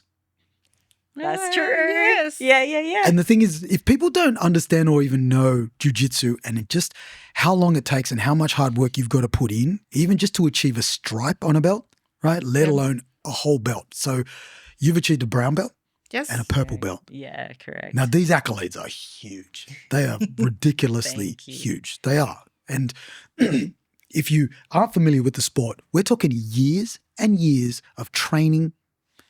Do you have to compete in order to get the belts, or is it just Well, I competed in MMA. I'm not too sure if I ever competed as a purple belt in jiu-jitsu. Have I? I don't think so. No, not a grapple mania match. Maybe I had one. I can't remember the grapple. Okay. I think that competition is part of it, just to test your skill. Sure. But I think it depends on the coach and their standards for grading as well. So it is a coach by coach basis. It's not a blanket umbrella. For Why- jiu-jitsu, it varies a lot. Some gyms that are affiliated with, I always forget the acronym, is IBJJF or Yeah. IFBJJ, IBJJF. There's too many. Yeah, some are not. Those guys. Yeah, the one that organizes the worlds. Sure. Yeah. So they have some They have their standards, rules minimum involved. age, etc. Yeah. Some gyms they do stripes, others they don't. Oh, Yeah. okay.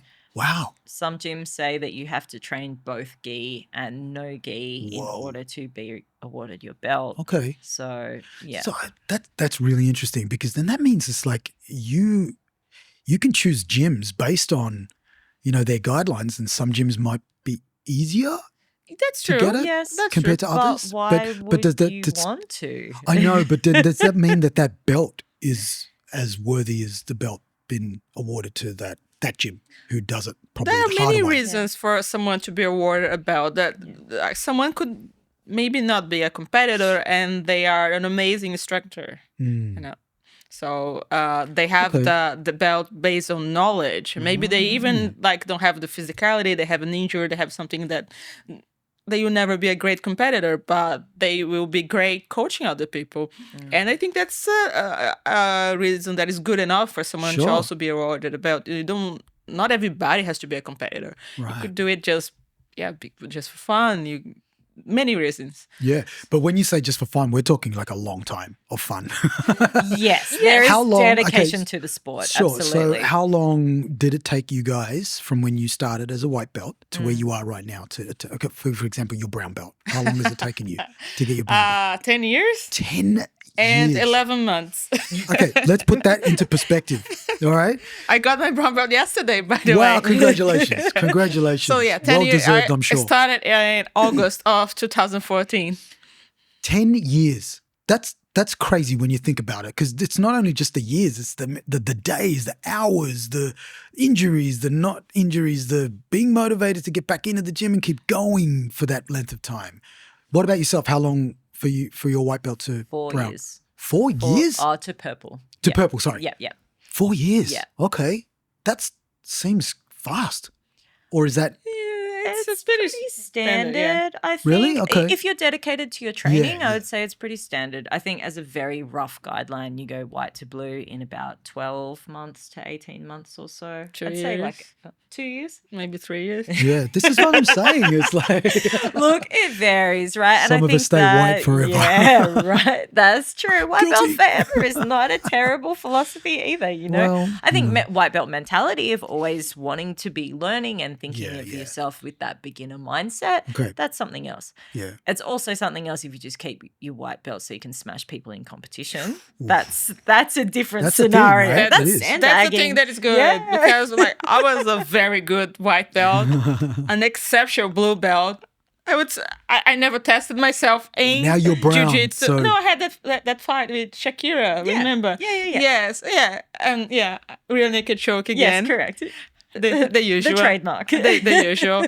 But I didn't compete much as a purple belt because there was no one in my division apart from my teammate. Yeah, this is what I have learned since being promoted last week. I've since been looking Congratulations at. as well. Thank you very much. The pool. I've been looking at the pool and it drops off drastically Wow. when you go from blue belt to purple belt, Okay. regardless of weight class. Okay. It's I mean, like when pretty it comes sobering. Yeah, so much that once I was visiting my mom in Brazil in 2019, and I was like, oh, they're having the nationals tournament the same week.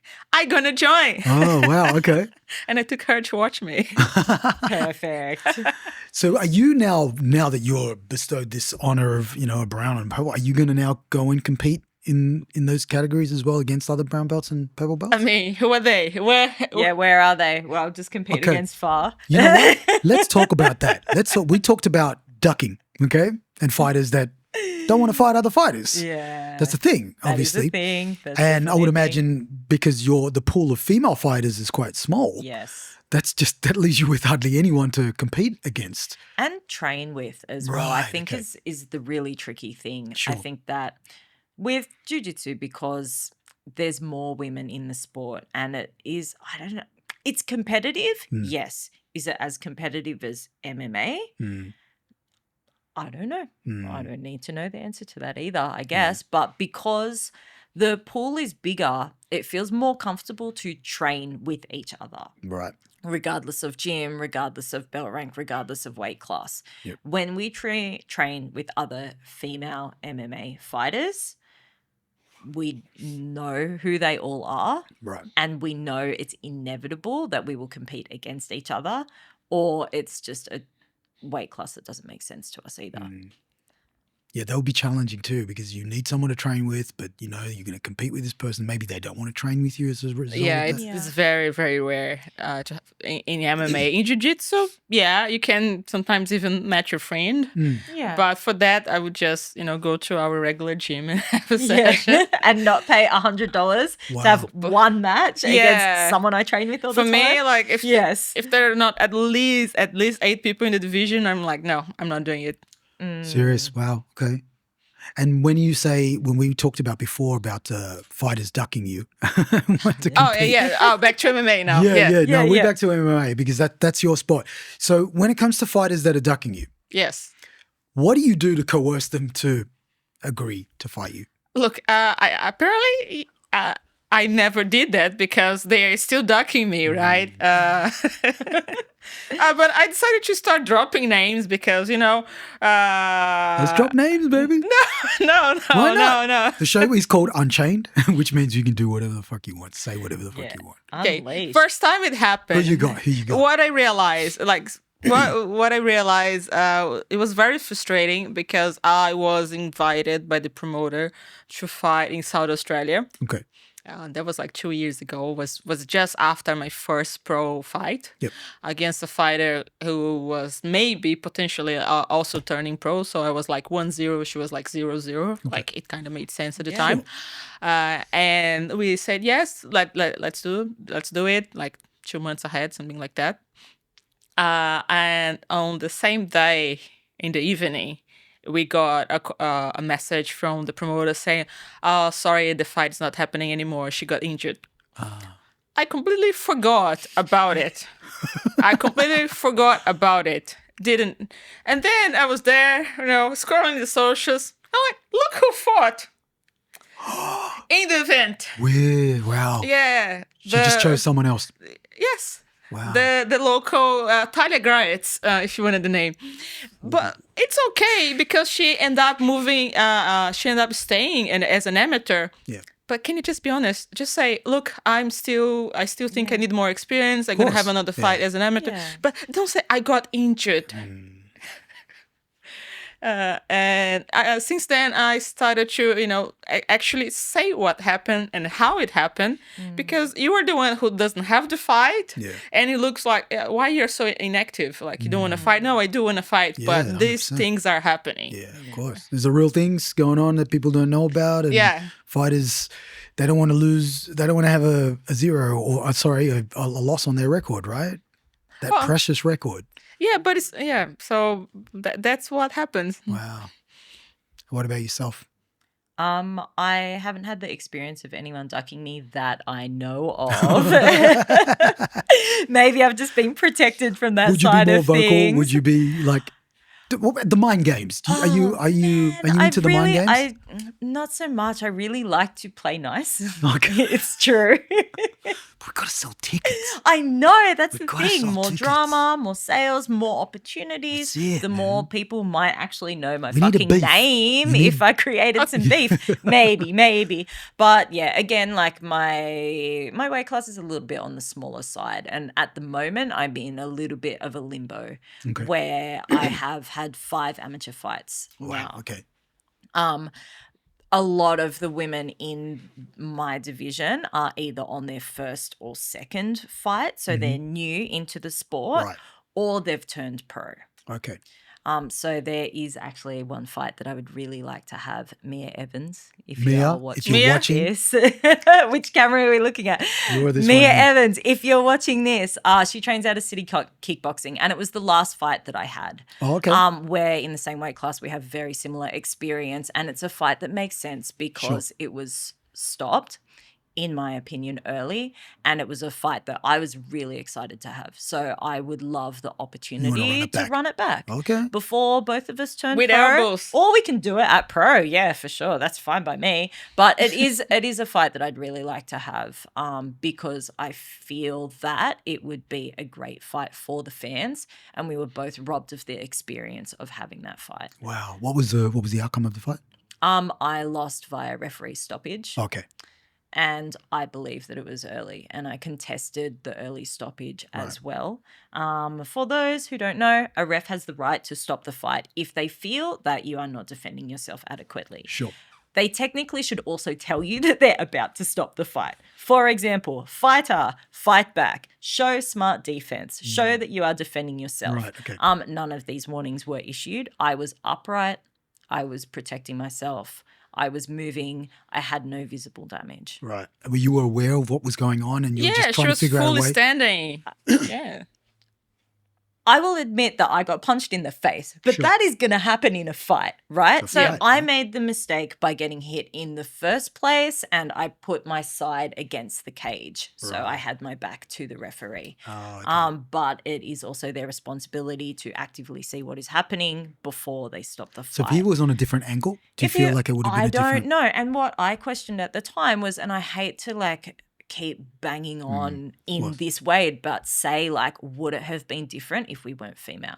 Would it have been different if we weren't small females? Right. And look, I understand if it was our first amateur fight, but we're both very experienced amateur fighters who were fighting with no shin guards, with 4-ounce gloves, with almost the same rule set as pros.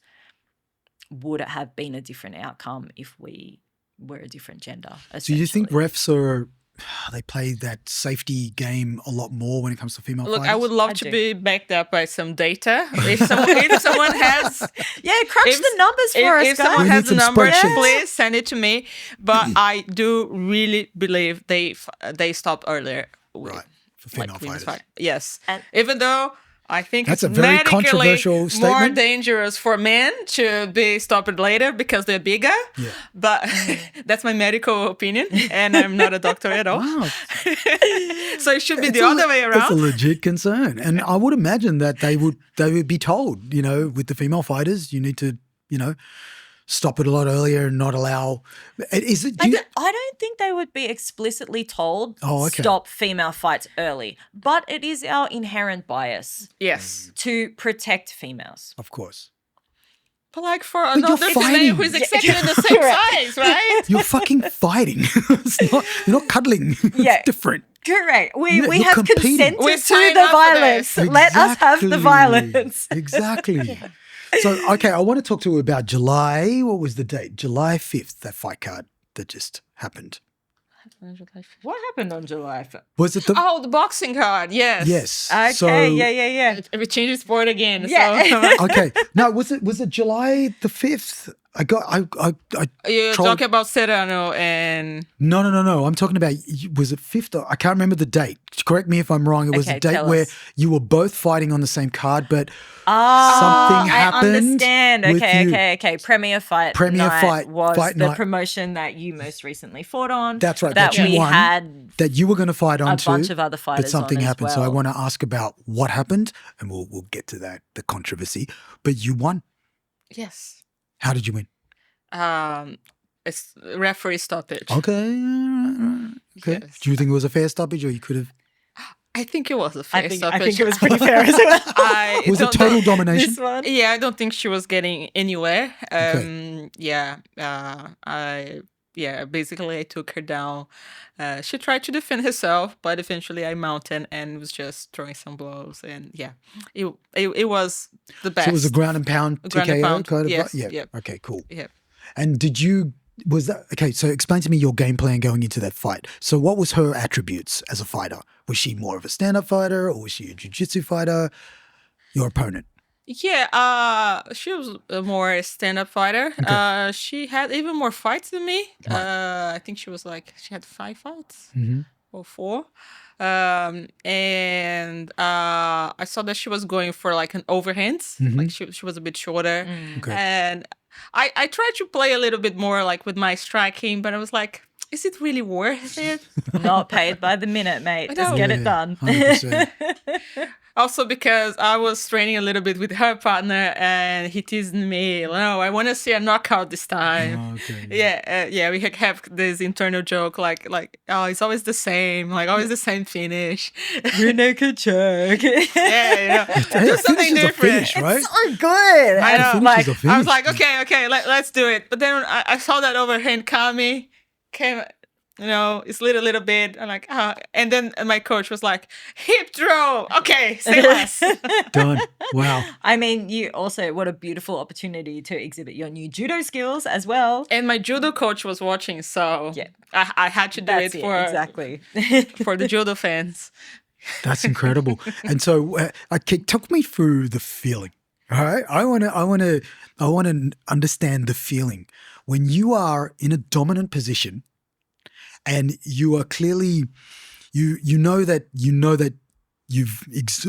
that your opponent is exhausted, Yes. and you are just laying in those punches. What is that feeling? Winning is good. It feels good. Okay, but in the moment, In the moment. how are you feeling? I would say that earlier, I would just fight for, how can I say, to win the fight. I mean, as in let's say it was a one-on-one situation. Yeah. I'm like, if that was survival, I would win this fight anyway. So I would always be looking for damaging and controlling. Yep. Now I still do, but I know now I make choices to end the fight quicker, better, to make it look more spectacular, Okay. to make it look more fun, Right. to make the referee understand that the fight is over. Because Sure. sometimes it doesn't happen, you know. And you don't want to leave it to the judge. Yeah, also that. But, if I have the opportunity of, a submission or ground and pound, I know that I'm going to go for ground and pound because it's more exciting. Of course. And it ends the fight quicker. Okay. So it looks more impressive. That's fight IQ, straight up. That's which exactly is it. like another skill that you need to have as a fighter. 100%. So now I choose based on the excitement factor as well. Very good. So that was the feeling there. I was like, you know what? I think this is going to look better. Okay. So you're conscious of the entertainment value as well too. Because that's, I mean, again, we go back to tickets being sold, exciting fights. Yeah. Yeah. Yeah. You know, style makes fight. It's got to be entertaining and alluring for people to watch because they love violence. Yeah. But even if the fight is also, let's say I'm struggling with something, you know, I know that I'm not gonna go for that that submission that I have like 20% success rate. Sure. And I would probably just go for, you know, top position first and something that would be more effective. Yep. And do you approach your fights where you want to have, like, you want to pick them apart and have total dominance? Or are you approaching the fight where you're trying to study your opponent and just maybe change and adapt to whatever their game plan is? Or you just have a game plan and then execute the game plan? I just go for my game plan. I don't care what they have planned. It's just... What do you have like a set game plan, or does it always change for your opponent? I mean, I would imagine. A few tweaks, a few setups change here and there. Do you want to divulge the game plan because maybe your opponents might be listening? I mean, it's pretty obvious. I'm gonna take them down. Okay, so you prefer to take your opponents down. I always did. Oh, really? That's your so thing? Okay. that's no surprise if I say like I'm gonna take them down. Like I did in every single fight, even the one I lost. Yeah. Wow. So yes, it will happen. Does that always does that also help you with longevity in the sport too, where you're not taking just too many head kicks and too many punches to the face? Yes. If you can still win and progress through the levels, but then does that adversely affect your stand-up game by, you know, executing that particular game plan every time and not maybe showcasing your hands and feet? Because I've been on the bitter end of your Look, I'm pretty sure it will come down to the moment where I will have to do that. Yeah. I'm gonna maybe have someone that is a better grappler than me, someone who's an amazing wrestler, and I will do that. But we spar. Until then. But if I have the option of completely dominating them, via grappling, I will, because it's safer for me. No injuries, you know. This is the thing that people don't realize. As much as it's got to be entertaining, you want to fight again. 100%. Exactly. You want to survive that. I don't want to, you know, finish the fight looking like Joanna Jacek against Weili Chen. That was a fucking amazing fight, though. Can amazing we just fight, say? but holy fuck, the damage. She looked like out of this world. Do I want to be in this type of fight? I don't know. Does that play on your mind when you're in there? Like, you know, you want to If I can avoid that, I will. Right. If I need to get there to win, I also will. But so far, I haven't. No, jiu-jitsu saves lives. Not my shoulder, though. What about yourself? Just let go of the I submission, know. bro. 100%. Let go of everything. Tap quick, tap hard. 100%. Tap early, from now tap on. often. And what about yourself? Like, what's that feeling for you when you're in that moment of just pure violence and that fist is connecting with face? Man, it's so good. It's really good. I didn't know how I'd feel about it before I started fighting. I was like, I don't know if I could hit someone in the face. Like, I'm a nice person. Sure. I don't want to be like inflicting damage on somebody else. I don't know if I can do this. I don't know how I'll feel. I had so many questions. The past shoulder. And there's only one way to find out, which is test yourself, right? For sure. And so I really like it. I think that it's... I think you have to, right? Yeah, I think you do have to. But I think it's that moment of you put in all of this work and then to actually see. I remember I did a post-fight interview after my first MMA fight and they asked me like what was the highlight of the fight.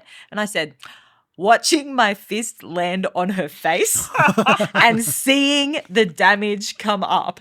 Like, I didn't think that I was capable of that, and unlocking that inside myself was like, fuck yes, okay. I see why I like fighting now. Wow. And I guess because it's consensual, it's all the more reason to go, well, that's it. Well, and that's I can the enjoy thing. this. Exactly. We're both consenting. To the activity. We've both trained very hard in order to have that opportunity, and it's out of respect to your opponent that you put forward your best game. Same as when we spar together, it's out of respect for each other's skills that we are going to do our absolute best in that sparring session, in that fight as well. Let's talk about sparring because you hear a lot of fighters don't spar. You know, who is the what's his name? He just won against Holloway. Yeah. I think I read somewhere where he doesn't spar a lot or He as doesn't much. spar anymore because of all the damage. Yeah. How do you guys feel about that? I think you have to spar in the early days. Okay. You have to. You have to Do you learn have to what hard it spar? feels like. I think that you don't have to hard spar all the time. And I think that you need to be aware of if you have taken damage in a sparring session to take the appropriate time off from hard sparring.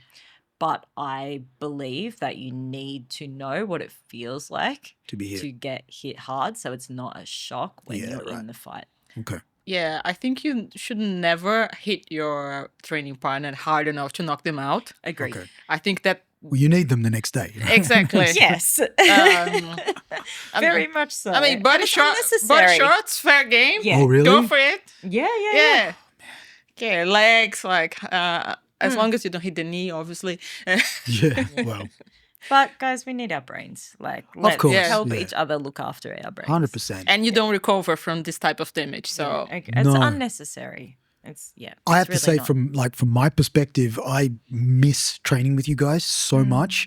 But what I've come to understand is that I'm 50 years old. I need to chill the fuck out because I remember those sessions.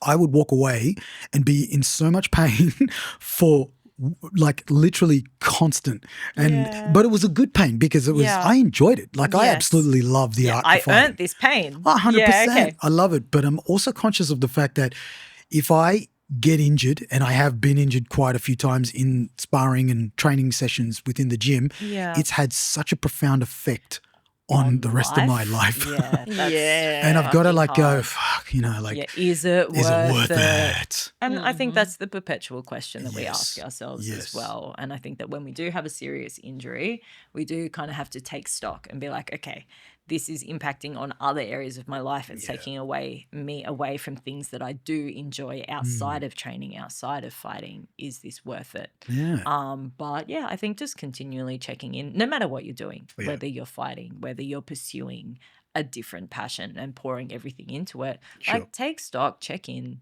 Yeah, 100%. But man, I miss the feeling. And Yeah, also, man. like you mentioned before, like the ego not tapping, there is this problem as well when you are not matched with someone that is like roughly your body weight. Yeah. And let's say you outstrike them by numbers. They mistake numbers, volume by intensity. And there's not much you can do when someone is 30 kilos heavier than you. Yeah. And Do you're you just... do you stop them? Do you like just go, hey, listen? you need to Honestly, dial it back? earlier I was a bit more, I don't know, reckless. I just want to train and learn. And sometimes you don't even have options. I have training in gyms where there would be like 6 people on the session. So I would just train with whoever was there. Yeah. But I was like, no, this is, it makes a much bigger difference in a striker than in jiu-jitsu. In jiu-jitsu, I think I can still be reasonably safe. You can survive. Yeah. Well, isn't that sport really for the smaller fighter to go up against larger fighters, or is that like the myth? If the larger fighter doesn't know any jiu-jitsu, sure. I mean, you can create a more level Because that's playing dangerous field. if they're big and they know. They're I mean, monsters. It's why absolute divisions exist. they're You can open with- prove. Yeah, Yeah, absolutely. it's doable, but being heavier and stronger will definitely help you. See the top male jiu-jitsu players, they are all very big naturally, actually. Not all. Yeah, they are very genetically blessed. Isn't it crazy to see some of the before being juiced up to, you know, after like It's jiu-jitsu. Jiu-jitsu does it for you. it's like what? Yeah, Yeah, it's pretty wild, right? I've Exactly. like gone down 4 weight divisions. So yeah, you can get very, very big very quickly by studying jiu-jitsu. That's Wow. But Do you yeah. like? Are the promotions here in Australia policed with regards to drugs? No, don't not think in so. regards Oh, wow. to drugs.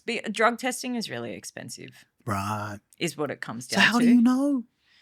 Like, You don't. You don't? so you're going in there blind, thinking that your opponent is being legitimate and not taking some sort I of only steroid. been tested when I competed internationally, Oh, okay. but no, here in Australia, never. Wow. And, Okay. but I guess choices. Yeah. It's kind of scary when you think about it, right? Like, if you don't know what your opponent's taking and if they are taking to give themselves an advantage and they win, but you know, but you can't really voice it and prove it, that'd be frustrating. Yeah, I think it would be. I think it would also be really frustrating to maybe to win a match, but you've been taking performance enhancing drugs and you will never know if it was truly your skill or your talent or your hard work. Do you think those people care? I mean, they're doing the drugs Some to have people that care, advantage, some don't. but they're doing it to have that advantage. So Yeah. in their mind, they know what they're doing. Well, I don't know. Yeah. I never took them, so Hey. I don't know. Something to shed light on. So, one of the reasons why I basically took a membership at the UFC gym, which is now Infinity in Rockdale, was because of the culture. And culture for me is really important because I've trained in so many fight gyms around Sydney, and some gyms the culture is really toxic. Yeah. Some gyms it's great, and I found you guys to be just so lovely, but also so violent. Oh. A nice mix of the two. And also the coaches, Renato, Anthony. Yeah. What is it about the culture in that gym in particular? And we can talk about other gyms, but in that gym in particular that you guys are so drawn to be a part of the family fight team. I would say Renato has a really big heart, Yeah, he and does. he really gets on top of everything that is happening in the gym. I have had amazing coaches like everywhere. I can't complain much, but I think what makes Renato different is that he really cares, and he really looks after everything that's happening. If there is something wrong here, if someone like had an issue, he will investigate it and he will do something about it. Yeah. He's not gonna just stay neutral and pretend that everything is okay. Or Yeah, he's super intelligent, very knowledgeable, and he's very aware. Because I remember in our sessions, he will know who you would be matched better to actually train with, Yeah, and then keep absolutely. that there and understand. Okay, I want them to learn and whatnot. So Yeah, for sure. I would say that's exactly what it is. We have a coach that really cares about us. I would say that when you have a team where it feels like the coach cares about you and is looking after your best interests and the team's best interests, then that culture trickles down and everyone wants to help each other grow as well. We only want what's best for each other. I haven't seen or experienced any jealousy, for example, which can happen when we all have like a similar goal. We have athletes within the same weight classes that are also trying to get opportunities to compete. And I've never seen any misbehavior or toxic culture around that, even though there's opportunity for it. Absolutely. yeah, and Renato stamps that out pretty quick too. Yeah, I've and it's seen it in the also- thread. It's also Yes. about He's amazing. who you decide to coach, because let's not forget, it's martial arts. So some people, they go to a martial arts gym because they want to learn how to hurt people. Yeah. And they're going to hurt people outside of the gym as well. And it's really good to identify those people and not let them training there, Yeah. And so when you are going to compete and you have to have your corner people, I want to say corner people. Are there any female corner people? You corner? There you go. I'm glad I said corner people, which sounds really weird, but yeah, it's a thing. No, sounds absolutely okay to me. Yeah. Okay, there you go. She's my corner woman. Yeah, I am a corner woman. And there are also female referees. Okay, There's great. female scorers, timekeepers, la la la la la. Yes, they're in the minority, but there's some amazing female referees out there. And yeah, there's some female corners and head coaches as well. Wow. So do you get to choose? I now know that you're part of the family fight team. Do you get to choose the coaches that Who you want in your Yeah, corner? yeah. Yeah. Yeah. Are there particular coaches that you feel are, better at a certain aspect of the game that you want to bring in? And I think that would depend on the opponent. okay. And also, after a certain fight, I realized that I may be the one, two people that are very loud in my corner. I only need one of them. Okay. Otherwise, it gets difficult. Yeah, yes. That would be hard when you're in those moments to try and differentiate who to listen to. And I also right? have to, give instructions back to the team, maybe. Look, if this goes to the floor, I want this person. Yeah. But yeah, I never need that. Even in this fight that was pretty loud in the corner department. Right. I was just running You were the doing show. your thing. I was like, okay, guys, you Yeah. sort yourselves out. I'm busy here doing my own thing. Do you get so involved that it's just like you can't help it? I didn't need the instructions, basically. Sure. That was the point. Yeah, fair enough. That's cool. And what is it about the culture in our gym that you guys love? I think it honestly is just down Yeah. to supporting each other. Yeah. Absolutely. Like I see far more than like anyone else in my life, it feels like. Yeah. So I better like her, Yeah, respect her, of course. want the best for her. And it helps have that connection of supporting each other and knowing each other's nuances, and helping each other grow. I Right. think our skills in our journey have been really complementary to each other. Yeah. So that's Yeah. definitely helped. Also because we are there in our best days, in our worst days, so we know course. so much about this other person, and yeah, we are always helping each other, like outside of fighting as well, and so yeah, we have like really this trust relationship. Yeah. Yeah. So it really is like a family. Yeah. I would also maybe describe it as trauma bonding. A little bit, yeah. There's nothing like Well, trying to kill each other yeah, and then that's going out true. for pizza afterwards to like create four some cheese pizza. connections. Yeah, Yeah, that's exactly. it. I Four thought cheese that- pizza, no cheese pizza. Okay. Mwah, But the no best. garlic. Yes. Yeah, you're right. That is really important. And I felt that energy when I was in the gym. I truly felt that energy from all of the coaches, from you guys as well too. And it made me want to come back and put my body through that experience. And Yeah. it made me want to learn more, Yeah. understand more, because even though obviously I can't compete, I still love the art of fighting. Yeah. And it truly is such a visceral experience as well as an intellectual experience as well. I would say when you're like, I came and trained and I was so broken afterwards, la, la, la, like hurting for a long time, that's also part of conditioning. Yes. Your body will get used to taking that abuse, or your mind just shuts it out. Because you don't want to listen anymore. Like I felt it when I've had a break. It is hard to step back in. Things hurt more Yep. than I remember them hurting. Of So course. whether that's like positive memories, just choosing to remember that it doesn't hurt that much, or That's true. I believe that there is some physical conditioning and mental conditioning that comes Definitely. with exposure. How much of it in the sport do you feel is mental compared to physical? So much. Is mental more, would you say, a higher percentage? Because you can have really gifted athletes who just, for whatever reason, just can't get it Yeah, together. you need to be willing to put the work, Right. to accept the things that you're not good at, to be willing to suffer, to improve. Because if you go with that mentality that, I'm good enough, no, there is always someone better at something. And Train if you, like you're number two, right? To be and number if you one, don't want train like number to acknowledge your own mistakes, flaws, or anything that you're lacking, you're never gonna get better. two. Sure. So, okay, so obviously you guys skillfully, physically are incredible at what you do. What about mentally? How do you, what advice would you give to anybody listening, any potential young fighters that want to get into the game? What do you do individually to sharpen your mind?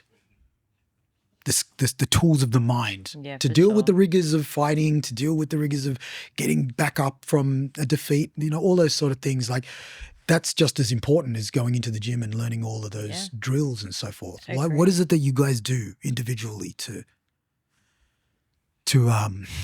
I want to say sharpen that skill? Mentally. Yeah. Myself, I like to get inspired by other stories every now and then. Okay.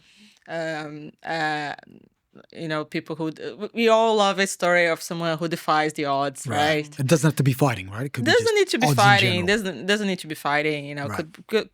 Could be, but obviously I'm more drawn to the fighting Of course. aspect. Yeah. Even this weekend I was watching George Foreman's biography, Yeah. and I was What a like, story. yeah, very very impressive, and like the fact that he came back like at 38. Yeah. And won a world title at 45, that's impressive in its own. Like, and to see the amount of work that you have to put to go back after such a long 10 years break. Of course.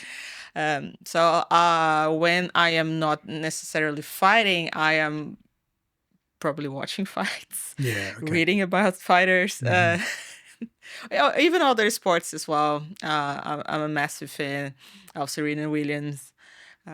I love Marta, best Brazilian footballer ever.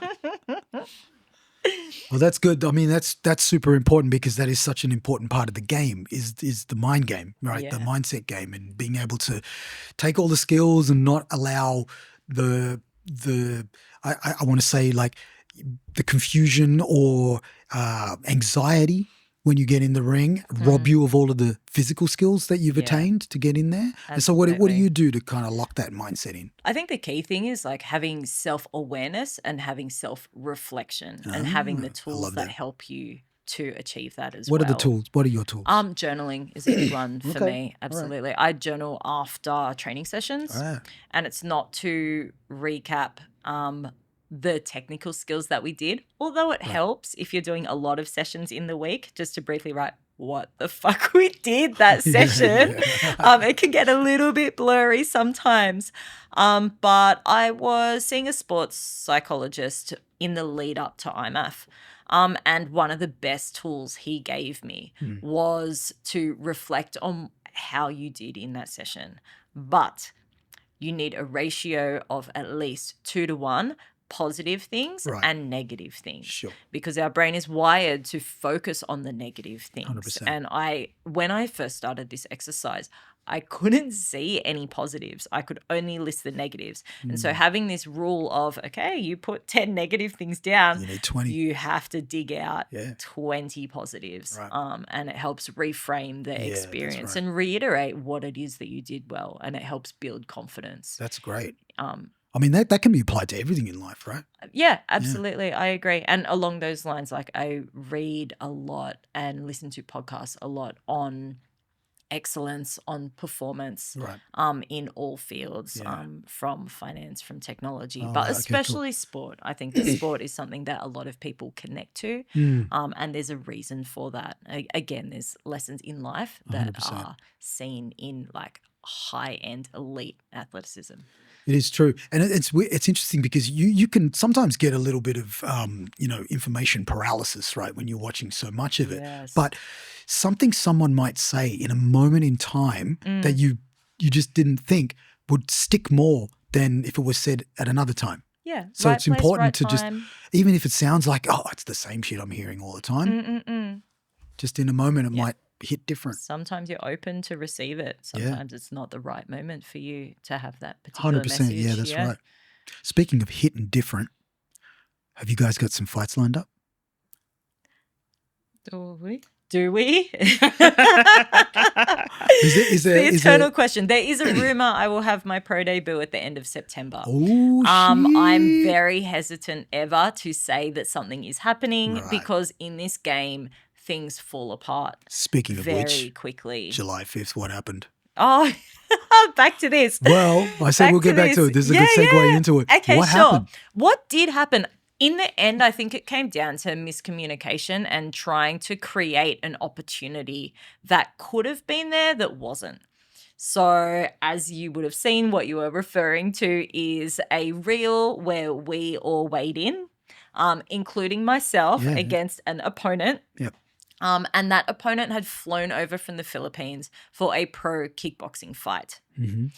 She had previously been in the country to fight our teammate Nina in an MMA fight. Right. So her kickboxing opponent pulled out of the fight.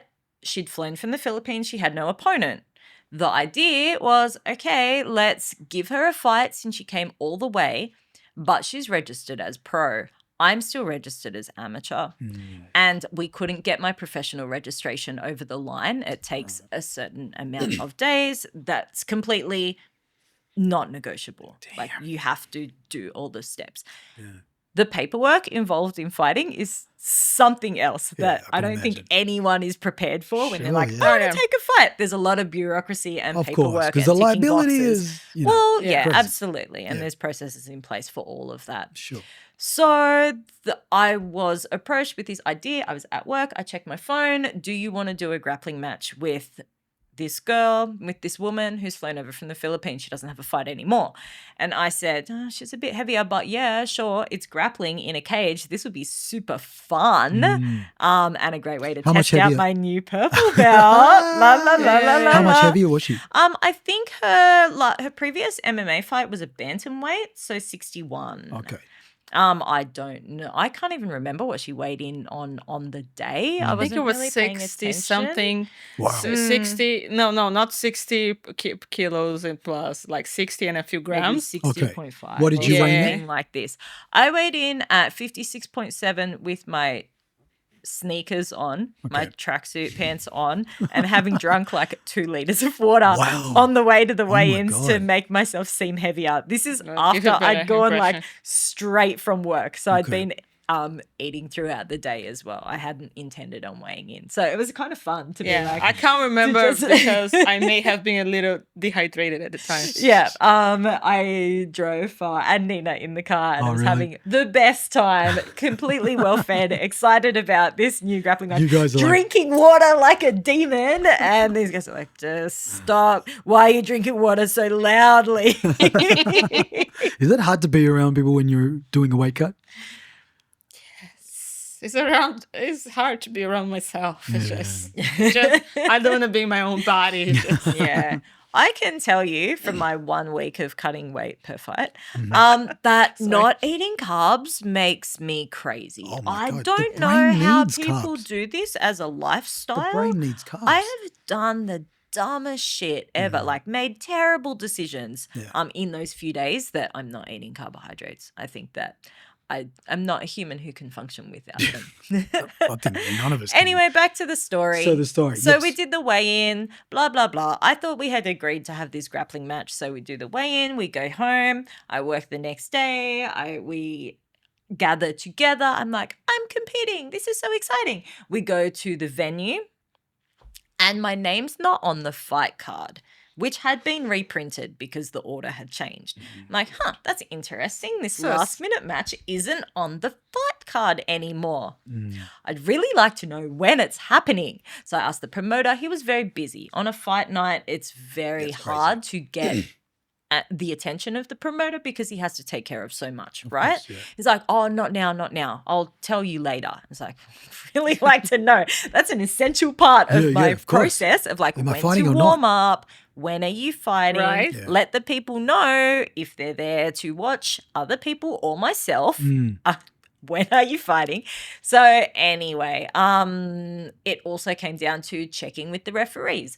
What are the rules of this match? How long will it go for? What is a legal technique? Wow. What is a not legal technique? Nothing had been discussed. That's crazy when you think about what you're doing. How that Well- you can't have a disorganized organization. A like that. disorganized organization is not good. And in hindsight, on the weigh-in night, perhaps I should have taken it upon myself Right. to say, hey guys, what are the rules? When is it happening? Blah, blah, blah. I was just happy to have this last minute opportunity. And I was like, course. okay, we'll figure out the details tomorrow because we just made it up in this moment that this is a thing that makes sense. Isn't it their responsibility to tell you that? I would say Yes. so. I But would I say think so. someone just came But- with this. Oh, it's a great idea for this. We have this matching, Yeah. this grappling match. But Yeah. then, like, we don't have a grappling referee. Yeah. It was a way of making the most out of like a disappointing situation for the opponent. Yep. Let's make the most of it. We'll figure out the details. And your opponent was totally cool with it, right? Well, here's the thing. And this is the crunch. This is when I found out, like, okay. Right. So I'm checking with the promoter. He doesn't know when it's going to be on. I need to find the referee. We talk to the officials. If it's not on the fight card, they can't referee it. So I'm like, okay, I wonder who is refereeing it. Interesting. I go back upstairs. I'm like, I've asked all the questions I can. I'm just going to lie on the floor until someone tells me what is going on, or until it's time to prepare my teammates for their fights. I'm here. I was prepared to corner anyway. I'd love to have this grappling match. Blah, blah, blah. We'll see what happens. We don't know when the fight is because the opponent's not here. Okay. The opponent arrives. They're in our corner, which is not standard. Usually you separate of course the fighters so you can do your own preparation. Yeah. So we asked them to move to a different area of the promotion. And in that, I saw her and I just walked up to her and I was like, hey, just so we're super clear, to confirm, we are having a grappling match today. Yes? And she looked at me with tears in her eyes and said, grappling? No. Oh my She was God. like so distraught at the idea that, and I was like, fuck, it feels like I am forcing her to have this match and that she owes us because she's been flown out for this promotion and she's not fighting anymore. And that was honestly how it felt. Like she's like, I'll do what I have, like, but no. And I was just like, hey, you don't have to do anything that you don't want to do. Like I was under the understanding that this was happening. So I wanted to ask you. I was really excited for this opportunity, specifically to grapple against you because I've seen your MMA. This would be great for both of us. So what was she preparing for? I don't think she knows. Maybe she was never told. Waved up and she got on the scale and we took a photo together. But I think that she just never was communicated why that was. Like, why were we taking the photo together? It seemed like an afterthought. It was a bit of an afterthought. And they were trying to figure out, in those 24 in the moment. hours. So like, let's take this photo because if this match gets over the line, then this is part of the process. You go, you weigh in, you get the photo, you do the face off with the opponent, then you compete. Blah, blah, blah. It's just part of the process. You would think the fighter is the first person to know, right? I know. Because they're the one going in to do that. But you know what baffles me? It was her reaction because like that woman was ready to be punched in the face, kicked in the head, grappling.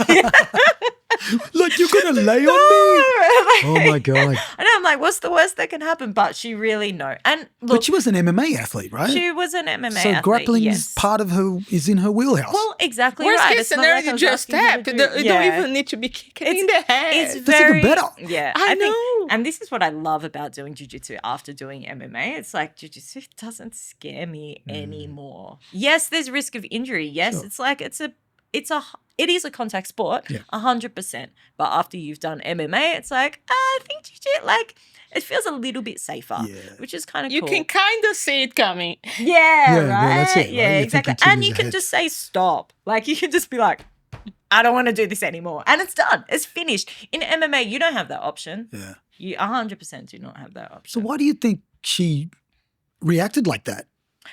I think that she was taken by surprise. Things had been miscommunicated along the way.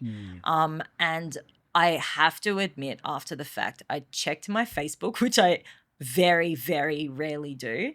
And it was a few weeks afterwards. And I had been, it turns out, in a chat with her.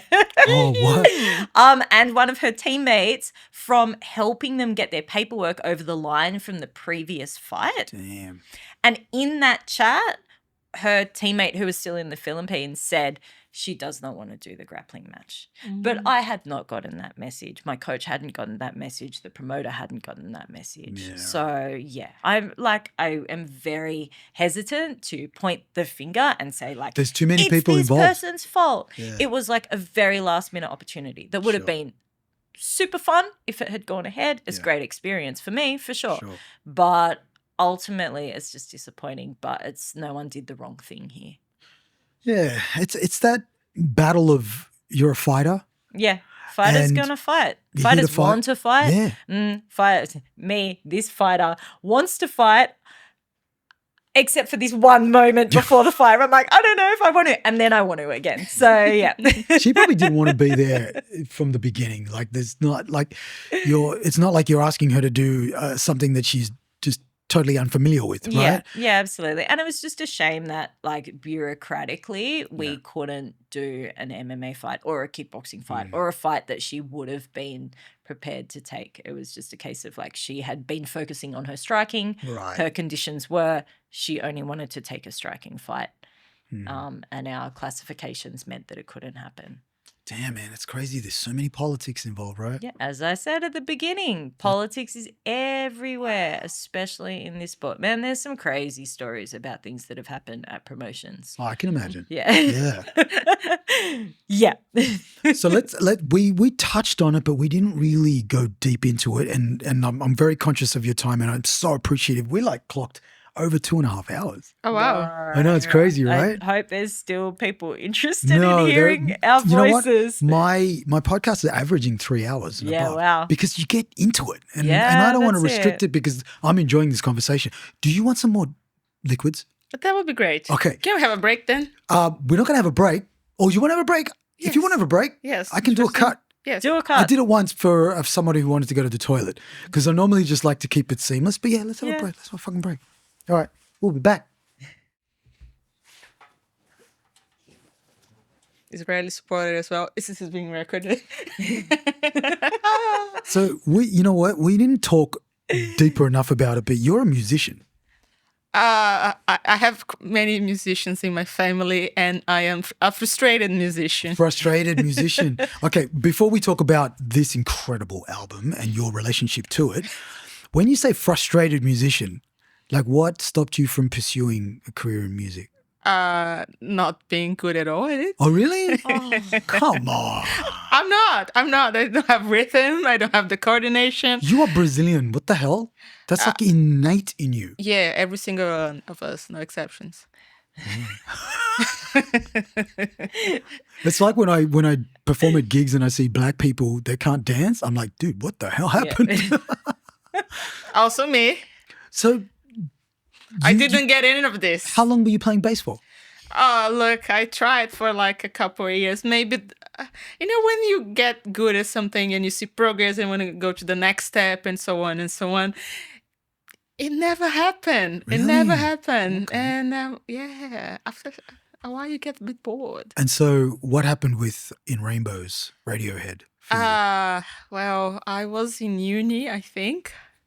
And I realized that law wasn't for me. Right. Probably there was some bad breakup situation as well. And I was listening to Ring Rainbows every single day because I didn't want to ruin the songs that I actually like at the most.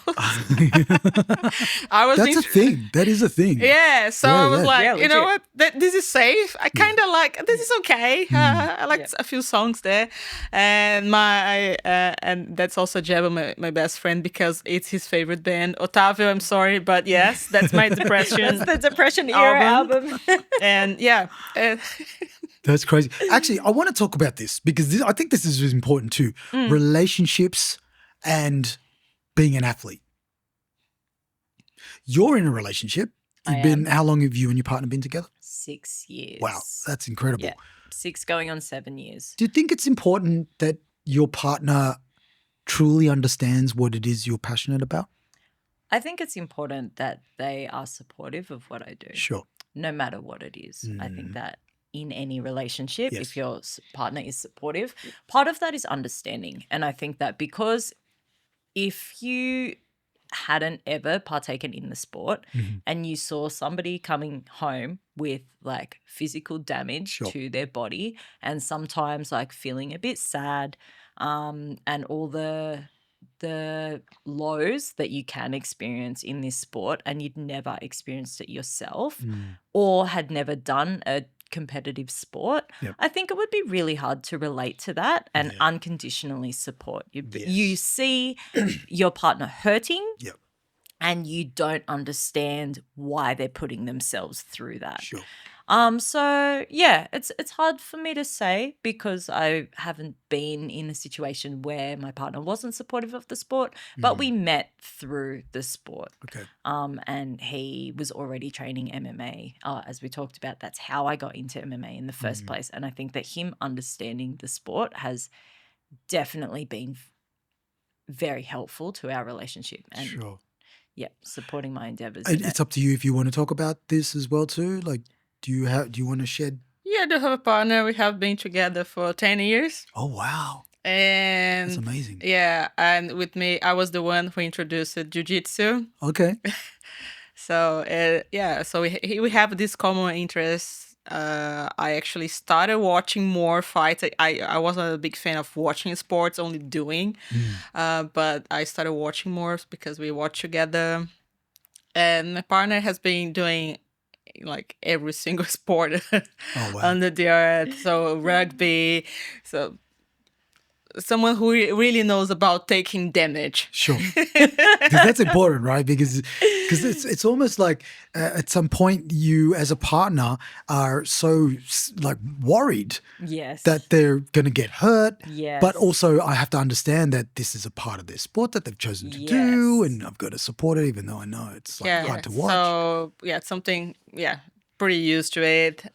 We actually met. I was recovering from an appendectomy. Oh, So wow. I had and then I saw the appendix removal scar.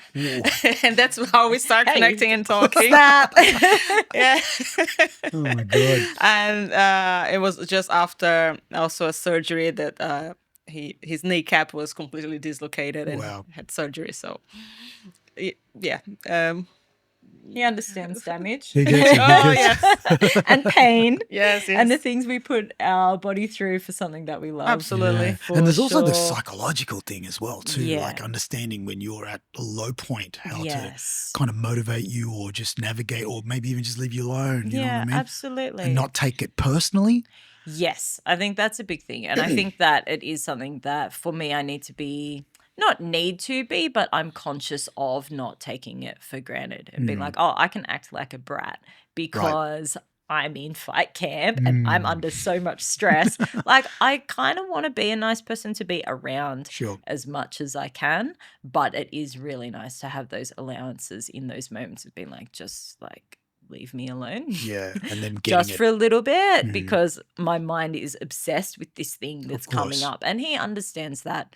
And in fact, I didn't understand it with him until I went through it myself. Like, where your mind is so focused on something else that you forget everything. He wouldn't have, he didn't know where the car keys were. He didn't know where his car was parked. He didn't know what job he was meant to be my at God. that day. Like all these little things, like how could you forget that? And then I went through my first fight camp like, oh, I get it. Yeah, your head's I getting fucked around understand. so Yeah, much. for sure. But it was interesting for him to corner me for the first Oh, time wow. Okay, as cool. well. Yeah. There was a lot of, we do have some funny stories about that. Both in, for my first Muay Thai fight, we drove up to Queensland together. Like we did it completely self-funded, just he and I for that fight. And in between rounds, he was like, oh, babe, I feel really sick. Like, hey, I'm sorry to hear that, but can you pass my water to me? And I'm just going to go back out there. All right, pull yourself together. We've just got another round to go. You're cornering him now. Yeah, exactly. And kind of similar for our coach, Renato tells a pretty funny story about my first MMA fight as well, where Mirko walked out with us. He sat down. The fight's about to start. Renato looks over and he just sees Mirko like totally white, like he's about to pass out. And Renato's like, I don't know who I need to focus on here. Who do I corner? Like, are you okay? Yeah. Actually, Cass, you're fine. You do what you need to do. Oh my God. So, yeah, I think the nerves of watching someone you love, and it is really, cornering is hard because you can't control the outcome. And when it's someone that you care about, again, it's a case of you know what they're capable of and you want them to have the opportunity to express that in that moment. Right. Do you think it's important to have, And like, that would be really hard to have somebody cornering or a coach there that doesn't care, that it can be just really methodical, analytical and not worry about.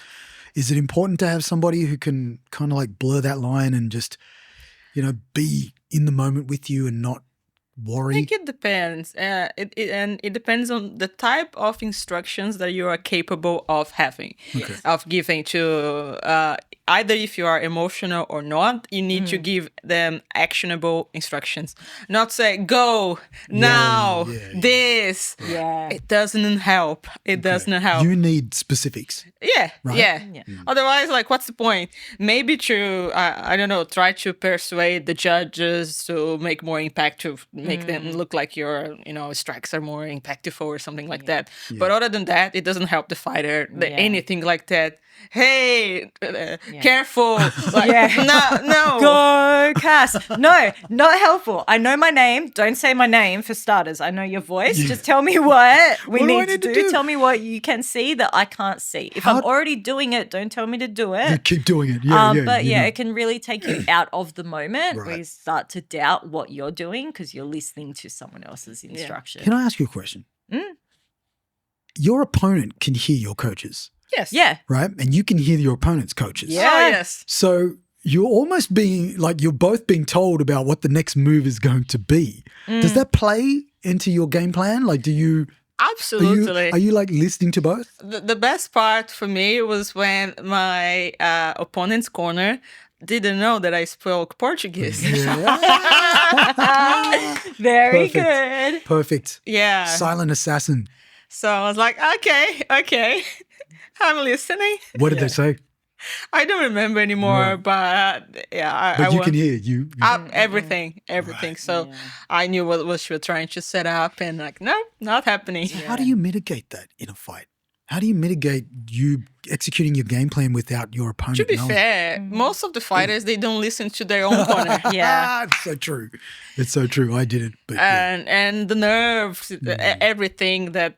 And even if you listen, sometimes you're not able to execute the plan. Of course. And it's not like just listening and doing straight away. You have to time it. So there's so much you have to think about. So it's hard for you to concentrate on what your opponent is trying to do. But if you can't, that's amazing. Yeah. Have you ever tried to cover their ears while your coach is giving out instruction and made it a move or some sort? That could be something. Quite funny, but no. That could be something. Yeah, absolutely. Yeah, for me, it's like I don't even hear my opponent's coaches at all. I can't hear the crowd. I can't see anything other than my opponent. I get that real tunnel vision, like nothing else exists. There are moments where I've finished a fight and said, I didn't hear anything that you like to my coaches. I didn't hear anything that you said. I wasn't listening, and I was so upset with myself. Yeah. And then we watch it back, and I clearly had heard exactly what they had said because I was following the instructions. But in the moment, I didn't register that I was like I could hear them and do something. Just my nervous system is so heightened.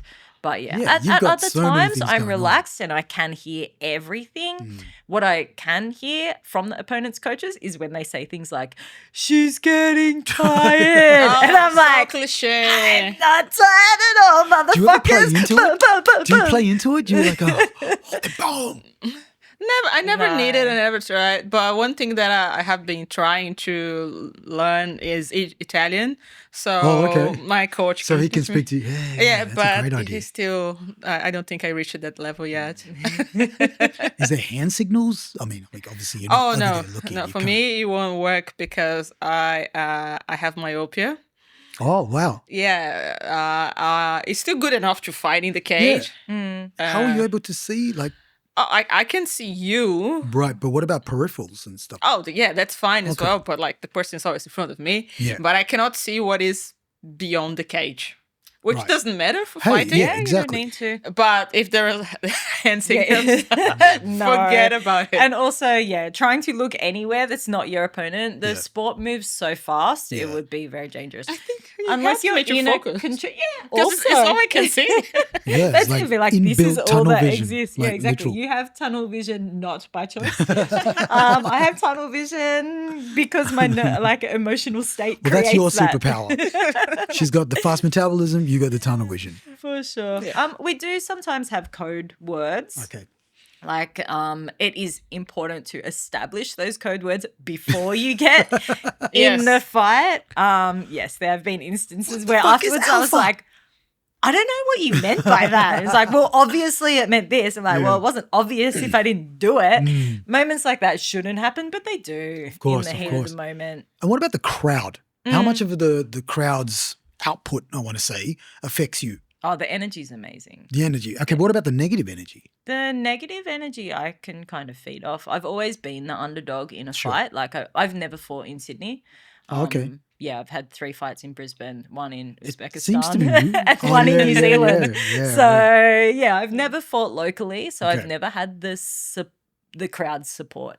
I've always been the underdog, and it's kind of cool. You go in without any expectations. Well, it's good because it prepares you. Like you're more well prepared than somebody who's constantly getting cheered. Yeah, absolutely. To get a boo. To be honest, I've never been booed either. Right.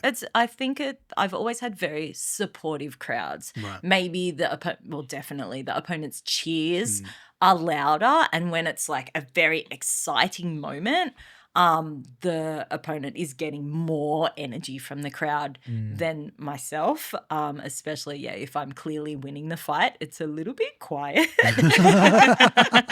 Is it weird to fight in a quiet stadium or arena when you can hear like every hit? Kick? Not really. It's kind of cool. You like that? You I prefer like that? it because it replicates training. Yeah, and you can hear all the instructions even more clear. Remember during COVID in Fight Island when they were doing it Yeah, in those, like I it was heard so it was weird. kind of crazy. Like, It was so weird to just sit there and listen. Just all you can hear is the feet moving around and the instructions. It felt like those what are the Ultimate Fighter episodes? Yeah, You know, like that. Also That's what it felt like. yeah.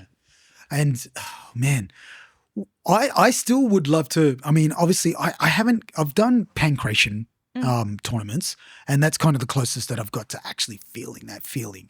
And like you said, when you were talking about how on the night, if things change, you've just got to step up. I took on a larger fighter because on the night, my weight category, there weren't many people competing in it, and so we competed. I didn't do very well, but I was so amped up and wanted to move up to the next fighter. Awesome. Yeah. But I guess in what you guys do, it's a lot more controlled. You can't just like step in. Have you ever had instances where you were scheduled to fight a particular fighter and then things changed and a new fighter was presented? Do you go, okay, yep, let's do it? Or are you more reluctant to want to take that? In Potential MMA, loss. it never happened, but I had one K1 fight. Okay. You done a And- K1 fight? Yes, and they matched us on the spot, and my opponent was clearly bigger than me. Did you win? Yes, Okay. in my opinion, twice. Oh, wow. Because I punched her, I kicked her, I put her against the ropes several times, and unfortunately in K1 when you do this they reset. You can't continue. It's not MMA. Very frustrating. But anyway, referee separate us. I go back charging her again, put her against the rope until she starts to cry. She had she was like Really? She was in pain? She was She's sobbing. No, she given up? stopped and Just then overwhelmed. she started crying, sobbing, and the referee stops the fight, let her cry out everything she had to cry, and I was like, okay, I won. Okay, clearly I won. We Yeah. stopped the fight. Yeah. And no, he reset the fight. Oh, what? I know. She seems like she's Oh my quit. She's ready to Yeah, quit. yeah. I don't remember. She just covered and started crying. Yeah, wow. And the fight was resumed, which was not great. I mean, I still won because it was K1 and I never did before. And all I heard in the meeting, there is a meeting where they give you the rules and they say only hard shots count and it's about numbers. So I was hitting as hard as I could, as much as I could. Yeah. So I was completely gassed. I was like, I don't want to do this anymore. I've won. I'm done. I don't think I have been so gassed in my life. Wow. You would think crying is enough to go, okay, this is over. Right? I'm pretty sure. I was so relieved. Yeah. And then there is more. But what happened after that? Oh, I did the same, and then eventually I won by referee's judge decision. Yeah, right. I went to decision. I know. Far out. Can you believe it? So when you guys reset, did she, actively, engage, or was she just? No, she did. She did. She actually got. So what was the crying moment for? I don't know. Do you reckon she was stalling? No, she was really crying. Oh, like right. there were real tears. Yeah. Not stalling to gain her energy back. No. It is easy to get overwhelmed. Definitely. There are moments Sure. where you can become emotionally overwhelmed, and she fucking pulled it back together. It She did. seems. She Good did. comeback, kid. There was a good headshot after that. I was like, wow. Well, yeah. I'm familiar with your headshots. feelings. Okay. Here's a question that I didn't get to ask you. When you do lose or suffer a loss, what's louder, the public criticism or your own voice in your head? Oh, myself. Yeah. I don't even care, honestly, about what other people think. I mentioned before, I'm very perfectionist, so I like to I didn't do well. How could I possibly have done this mistake? Yeah.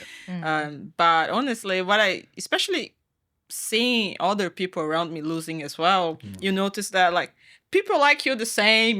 My mom she doesn't even care. Nothing, absolutely nothing around you changes. It's only yourself. Of course. So you're not experiencing, external, people from the outside criticizing what you're doing and, kind of making you second guess why you're there. No. I that's don't good. think so. I think that it would be different if the people criticizing fucking had a clue about the sport.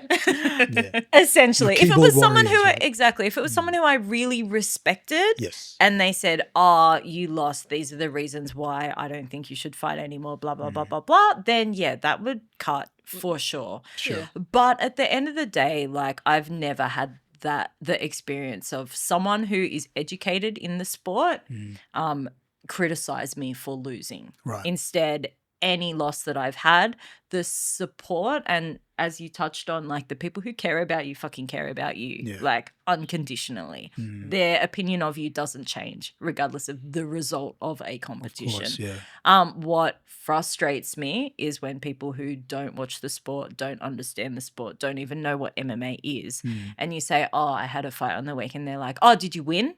And it's the first question, "Did you win?" Be like, "Oh, no, I didn't." And they're like, "Oh, that's okay. Next time," be like, "You don't fucking know anything, but thanks." Yeah. Or why not? Be like, "Well, I could go into it, but you're not going to understand it." Yeah. So, as I mentioned before, before competing, I would have thought that a loss would have been devastating. And now, yeah, I understand it's part of the process. Yeah.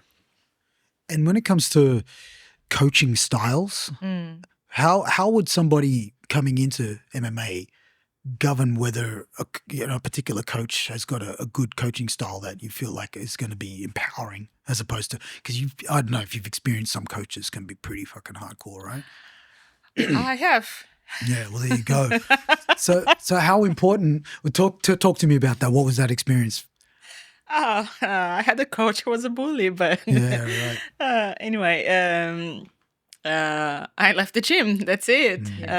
You don't need to cope with abuse. If someone is trying to undermine you or criticize everything you do, even the things you do right. Oh, you cannot change your stances during your class. I'm like, why not? I can. I'm capable of fighting on both stances.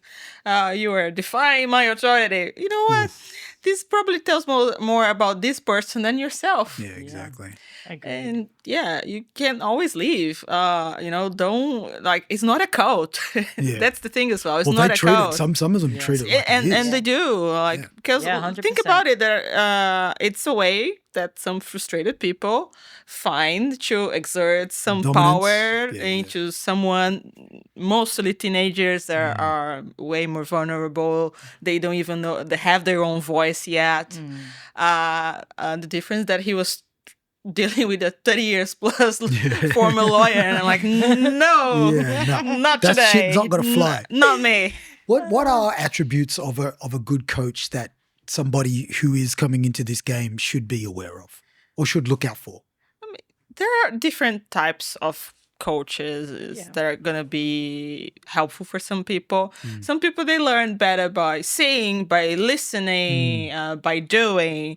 I had a very good coach in the beginning of my jiu-jitsu career that he was very good at explaining fundamentals. You do this because of that, and moving the body this way, the upper body here is gonna do this to the lower body, etc. That would be very long explanation. Some people, they would get bored, they would be distracted, they would even halfway they wouldn't be following anymore. For me, it works very well. So I think that's depends on your learning style as well. True. What about yourself? Have you had some horror coaching stories? I have been pretty lucky from memory. Yeah, I've always had like truly supportive coaches. There was one period where the coach was very encouraging, very personable. It was like pretty informal. People smoked in the gym, for example. Jesus. It was loose as fuck at that gym. And the training was good though. Sure. And I felt supported that we were always mucking around, but the training was good and the training was hard. What I understood later though, after I left, was that he was never going to put people forward for fight opportunities. So I just wasted my time is what it felt like. Like I really wanted to fight. Maybe he was protecting me. Maybe he thought that I wasn't ready. But I went there with the intention to get experience. Yeah. And I soon kind of my own realization, whether it's the truth or just my perspective, is that he didn't want to put the energy into what it takes to be a coach of active competitors. Yes, that is also that. Because it takes a lot. Yeah. Like it's a huge sacrifice. It's a lot of time. It's actual fucking money that you're putting forward to be cornering and coaching people who are competing. And it is a lot of like focus and energy and attention that you may or may not get rewarded for later down the line. And they may have a family that requires all their attention. Spend time away, traveling. The sacrifice is like the list is it goes on and on and on. That's why you got to have nothing but respect for Renato and what he puts on the line. At the end of the day, everything's a choice, right? Yeah. And ideally, it will be smart choices that do serve you and help you move forward in your own personal goals as a coach too. Yeah. Like everyone needs to be like getting a net positive out of it, but it's important for fighters to respect the sacrifice that their coaches are making 100%. Yeah.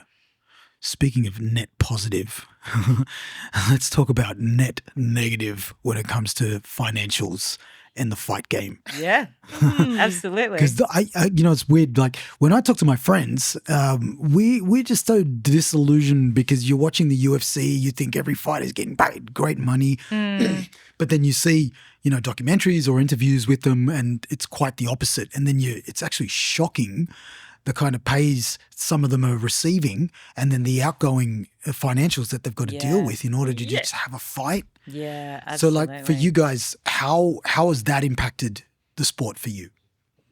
Well, she's an amateur, so I don't think you have any earnings so far. I am legally not allowed to get paid for any Is that how it works when you're an amateur? Correct. And so it's only pros. Is that like when you get paid? That is the distinction. Yeah, absolutely. As well as the rule set's slightly different. But when it comes to like, according to the regulation, the definition between an amateur and a pro is a professional will get paid. An amateur cannot be paid. So you win prize money? No prize money? I have received a bonus. Okay. Because the fight I was in with Maddie Noonan, it was an incredible fight. It was definitely my favorite fight. She broke her eye orbit. Yeah, I fractured the girl's orbital, which I found out later. And she fought fucking 3 rounds with a broken orbital. Respect to the cut man as well, who got it down enough for her to be able to continue the fight.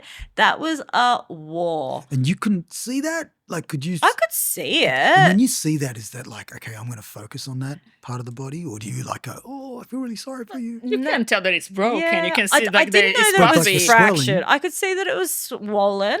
And I was like, oh, she's hurt there. If Was I she hit reacting? it again, we might get the fight stopped. I would love a stoppage. I wasn't intentionally targeting it, but it was part of the fight IQ of like, oh, if I have the choice between a left hook and a right hook, it's going to be the one that targets the injured area. Was she giving you an indication that she was hurt? No, it was only that I could see it. It was like, okay. fuck, Tough. lady. Yeah, Yeah. super tough. Yes. Anyway, we won fight of the night. And so there is a prize involved in that. And that's kind of the workaround. But in order to just compete, you can't get paid for it. Right. Now, think about it. If you have a promotion that has 12 fights, let's say it depends on the promotion, obviously. Sometimes there's one professional fight on that card. Sometimes there's none. It's an amateur showcase, right? Okay, right. They sell tickets for $100. Yeah, they're expensive fight tickets. Sometimes more. Yeah, and then you get a table with food and that Correct. sort of stuff. The fighters who are going through a training camp, through a fight camp, all of their investments in the sport, all of the financials that you put into it as well, are not allowed to get paid, but they're providing the entertainment that the people are paying for.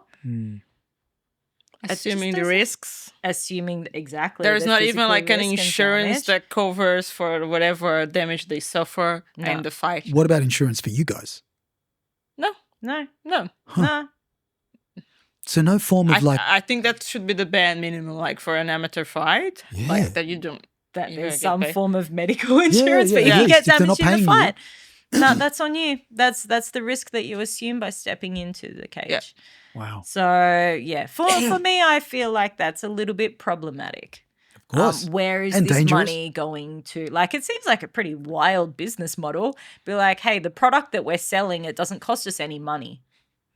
I mean, yes, you have to pay for the venue, you have to pay for referees, you have to pay sometimes for the police to be there, depending on the risk assessment. And you need an ambulance. You need an and it has to be ambulance. filmed as well. This is a requirement in New South Wales at least. But still, But at the end of the day, from the fighter You perspective, have a full house. Yeah, exactly. The numbers don't quite add up, and the fighter is the one who's doing the work for free. Yeah. Actually, at a loss once you take into account what it And your costs medicals to afterwards as register well too. yourself, Yeah. do your medicals, do your blood work, go to the doctor, pay for your gear, pay for your training, pay for, well, effectively, when you take time off work so you can fight, you're not getting paid, so that's a cost.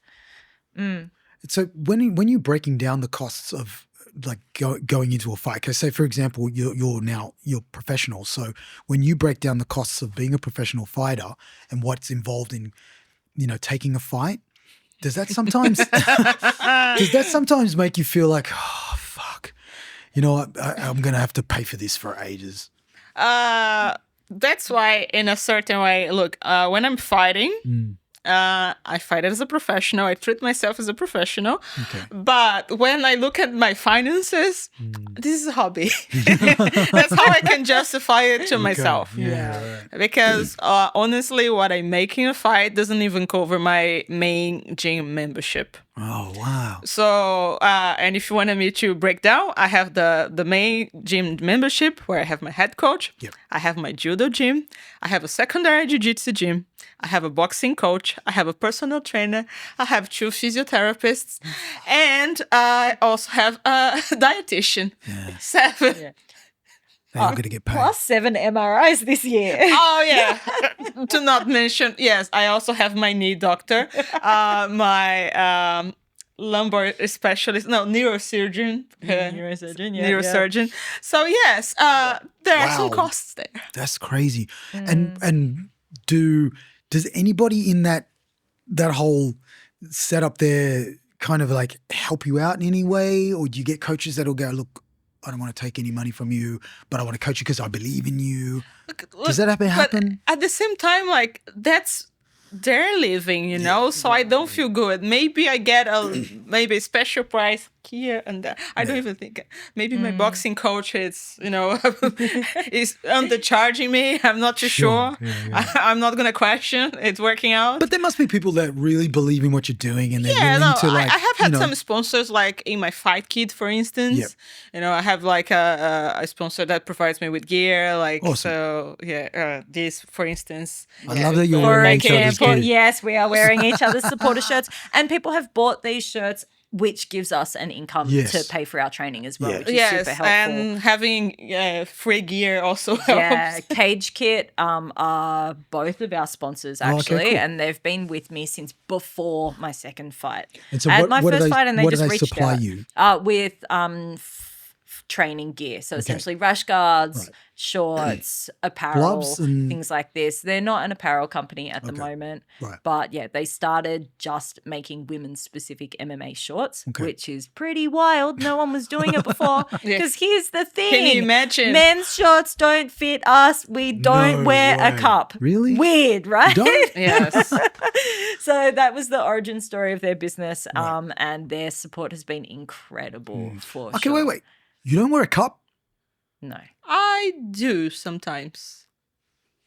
Depends on the style of my opponent. It's not if they have heavy knees, it's nice to wear a shield. I mean, that's still gonna hurt, right? In that same fight where my opponent cried, I have been hit very hard, and then I decided that a cup would not be a bad idea. Okay, right. So depending on the style of my opponent, yes, I will wear a cup.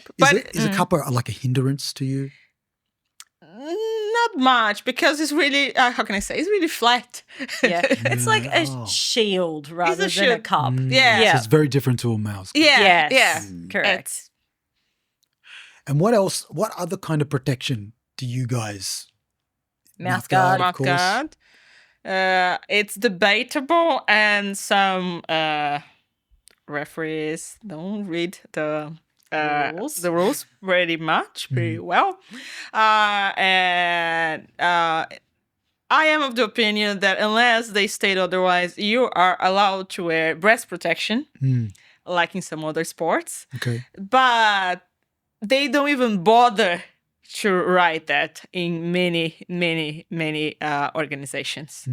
And it is left to the referee's interpretation. They say, nah, you don't need that. Yeah, and it's the last thing that you want when you're about to step into the cage, for them to do the pat down, make sure you don't have any items on you that you shouldn't have. Sure. And they're like, hey, Like wait, what is this? Stop, everybody. This fighter is about to remove their breast shield in front of thousands of people. Yeah, so. That's crazy. Yeah.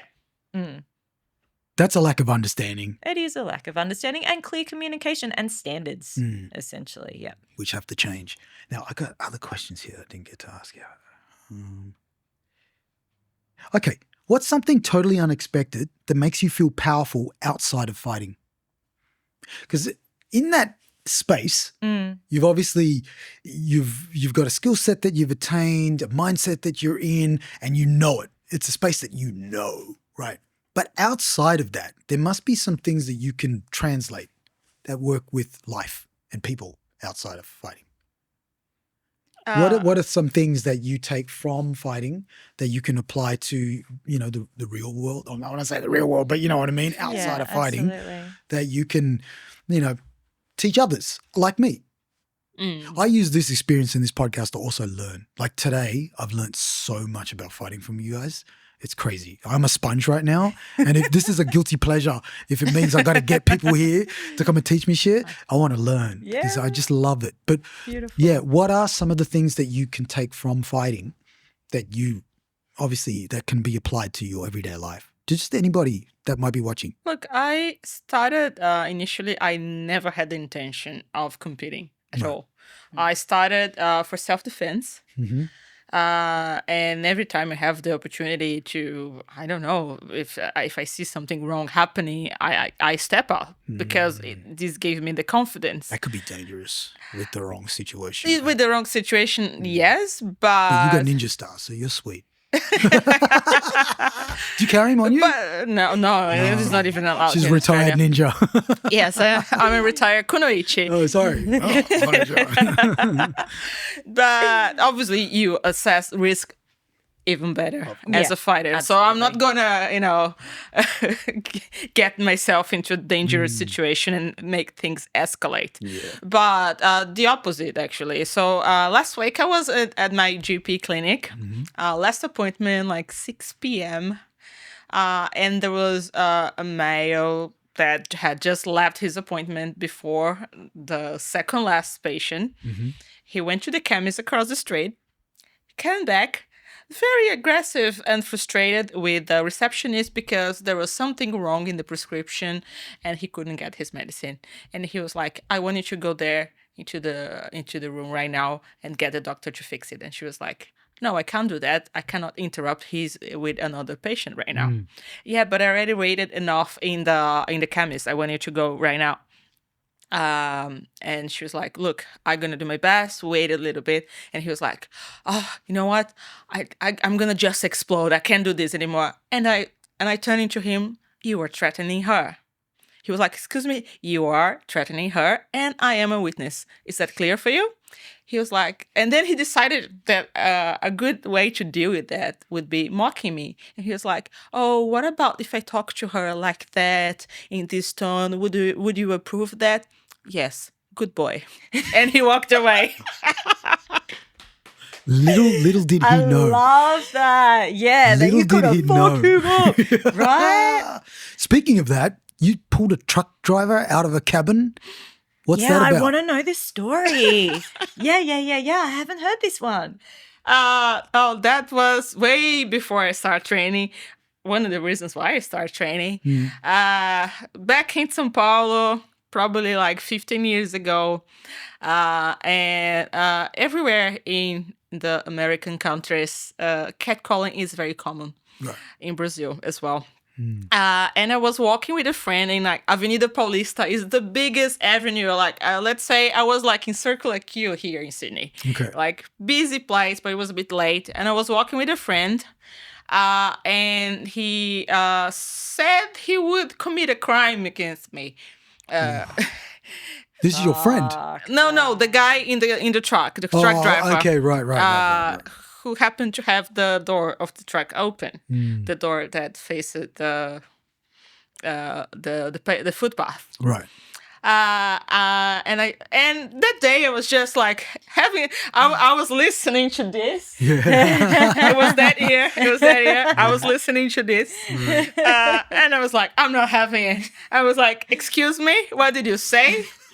And I drag him out of the truck cabin and I drop him on the floor and I'm like, say it again. I love that. That's crazy. I mean, I'm sorry you were fucking catcalled in the first place. What an asshole. But he threatened to commit a crime, SA, and I was like, no, you are not doing it. Yeah. Say it again. But isn't it, how great a feeling is that to know that you've got that power to be able to fight back? Yes. Or at least, put somebody in their place. Yeah. Yes. So then what happened when he was on the floor? Oh, but he got up and then he wanted to fight back. My friend was actually really tall and he was like, what? I'm going to hit a woman now? And he started making a scene. Yes. And the guy walked away. Right. But still, would you have thrown down if he started? Would you have thrown down if he started? I didn't punch him. I just dragged him out of the truck. Oh, no, but would you have thrown down if he started? Oh, yes. Sure. Yes. I was absolutely clueless and reckless at the time. You get that fighting spirit. Yes. Where does all that anger come from? This type of stuff. Oh, really? Yeah. I also, at that time, there was a guy working in a car parking lot near to work that he would always say something indecent to me every time I was getting to work, 8:30 a.m., 8 a.m. We start early in São Paulo. Yeah. And there was one day that I just gosh him into the floor. Yes. And I started really? yelling at him, and then I grabbed him, I threw him on the floor, and he was like, I'm going to lose my job. I'm like, I don't care. Yeah. Should have thought about that before you harass me every fucking day. Damn, exactly. You got that grab technique down. on. Yes, it was always Strong in me, grips, right? mate. Strong grips, from grips, the get-go. And yeah, Jits grip. after that, I was like, I'm gonna be killed or kill someone, and that's one of the reasons why I moved to Australia. I was like, I just need to chill a little bit. It's pretty dangerous over there, right? And after I actually started training, I never been into this type of situation anymore. Yeah, right. Is it because you walk around with the confidence that people go, I'm not going to fuck with you? Or maybe because you're just training three so things. much Because even when I go to Brazil, it doesn't happen anymore. Okay. Maybe I'm more aware of where I am, etc. Well, I live in Australia where this practice is not as common. But when I go to Brazil, and my mom told me, yeah, but look at your arms. They see that. You think anyone is going to mess with you with all those veins popping? And I have a I'm going to take third note. thing. Pop veins more. That's a bit dark as well. But I noticed that this started happening when I was around 11, 12 years old. Fuck. Yeah. And I don't look like a child anymore. Yeah, right. That's pretty It's dark as gross. fuck, but it's also real. But yeah, Shit, it this just was got when dark. it was the most constant. Like right. this started happening like on those years. Yeah. Especially when I was still like not even this height. Yeah. It was way more common when I was really skinny, really. And how old were the men? How old were the men? Well, they're men. Well, I mean, You like, know, like I mean, I would say not very young, but still inappropriate. yeah, Oh, it's I would say inappropriate. they would be they wouldn't look like teenagers. That's what I mean. But from 20 to 90, any age. Is it a cultural thing that happens? I mean, I don't know. Like, have you ever experienced something like that yourself? yeah, absolutely. Okay. Yeah, for sure. And I feel like it's really hard to say. As you've just described, it's hard to know what the differentiating factor is. Is it just that I'm old now and so I won't get catcalled, or is it looks like I can defend myself? But yeah, absolutely. When I was a teenager, same. And maybe the culture has changed now and we're like, hey, that's not really acceptable, guys. Like I think there's a lot more awareness about like yelling out obscenities at young women isn't acceptable. It's weird that we had to come to that realization instead of just knowing it still in happens. the first place. I see it all the time. My daughter, we would have these conversations and she'd tell me, she can't go for walks at night. Because she wants to walk at night because it's a nice peaceful time, but she gets, the guys like will pull up beside her. Yeah. You know what I mean? And yell out things. And as her father, I'm like, fucking what? Yeah. I'm freaking out. And I still want her to be able to enjoy her life. But when you hear that from a safety thing, it's hard as a dad to listen to. In that situation, inside me, all I want to do is tell them to like fuck off and leave me alone. But the you bigger can also kick 'em in protective the head too. mechanism but I wouldn't, because the reality is I'm outnumbered, I'm outsized, I'm outstrength. Yeah, I'm They could have trained a as a weapon as martial well, artist, too. but yeah, exactly. They could have a weapon. The harsh reality is that they're bigger than me and they're stronger than me. That's the end of it. So this, like, I think we have to be careful not to have a false confidence. I know what my abilities are. And so it burns me up inside to say that I would just be like, ignore them, keep your head down, get to safety. Just how can you keep yourself safe in this situation without it escalating, despite how you'd actually really like to react to this situation. Well, after 10 years suffering that, sometimes you explode. Yeah, and sometimes I had it's like, those occasions when I not did. today. Exactly. I remember there was one guy following me from the training station at 7 a.m. in the morning. Here in Australia? Or No, that Brazil? was also in São Paulo. But here also someone, I also had a stalker following me everywhere. Jeez. But he went to jail. Yes. For stalking someone else. Oh, really? Fuck. Oh, yeah. You didn't take him to court? No, I didn't need to because Someone he else went did. to court first. He disappeared, and then I found out by a third person that he was in court. Yeah, that's hectic. Yeah, but yeah, someone just following me, and then I knew that I would go into a very empty street, and I turned to him, and I grab something that was in like an empty bottle, smash on the floor and say, you walk away now. Wow. Okay. Because I knew that I had to go into that empty street and there would be no one there, and like I had to act first. Yeah. And he walked away. He walked away. So sometimes if you act very, very crazy, it works. Because I knew that I would be... It's too much hassle. I knew there was already in trouble. You got to out-psycho the psycho. There was no way out there. If I went into that street that I really needed to be to get to work, I was done. So I was like, act first. And that was the safest thing you could have done in that moment as well. But it's shit that you have to do. Absolutely. Oh, for sure. It's You know fucked what up. I mean? You should be able to say, look, fuck off. I feel uncomfortable. This is not cool what you're doing. Yes. You know what they're Yeah, doing 100%. too. You know what I mean? Like, Yeah. Yeah, legit. that's For why I think sure. it's important for all women to take up some form of self-defense or martial art, just so they can, at least even if they get in a situation, know how to try to at least get themselves out instead of just surrendering to the moment, which is what happens a lot. And I think that like when women start contact sport for the first time, and I see this because I have been coaching a high school girls group of kickboxing. Oh, man. And sometimes we do warm-ups where it involves having a partner and carrying them and holding their body, et cetera, and they are so uncomfortable with it. Like, and these are your peers. Can you imagine what would happen if someone just grabs them on the street without having that like muscle memory of what it feels like to have someone grab you and how to keep yourself safe and what reactions will keep you safest as well?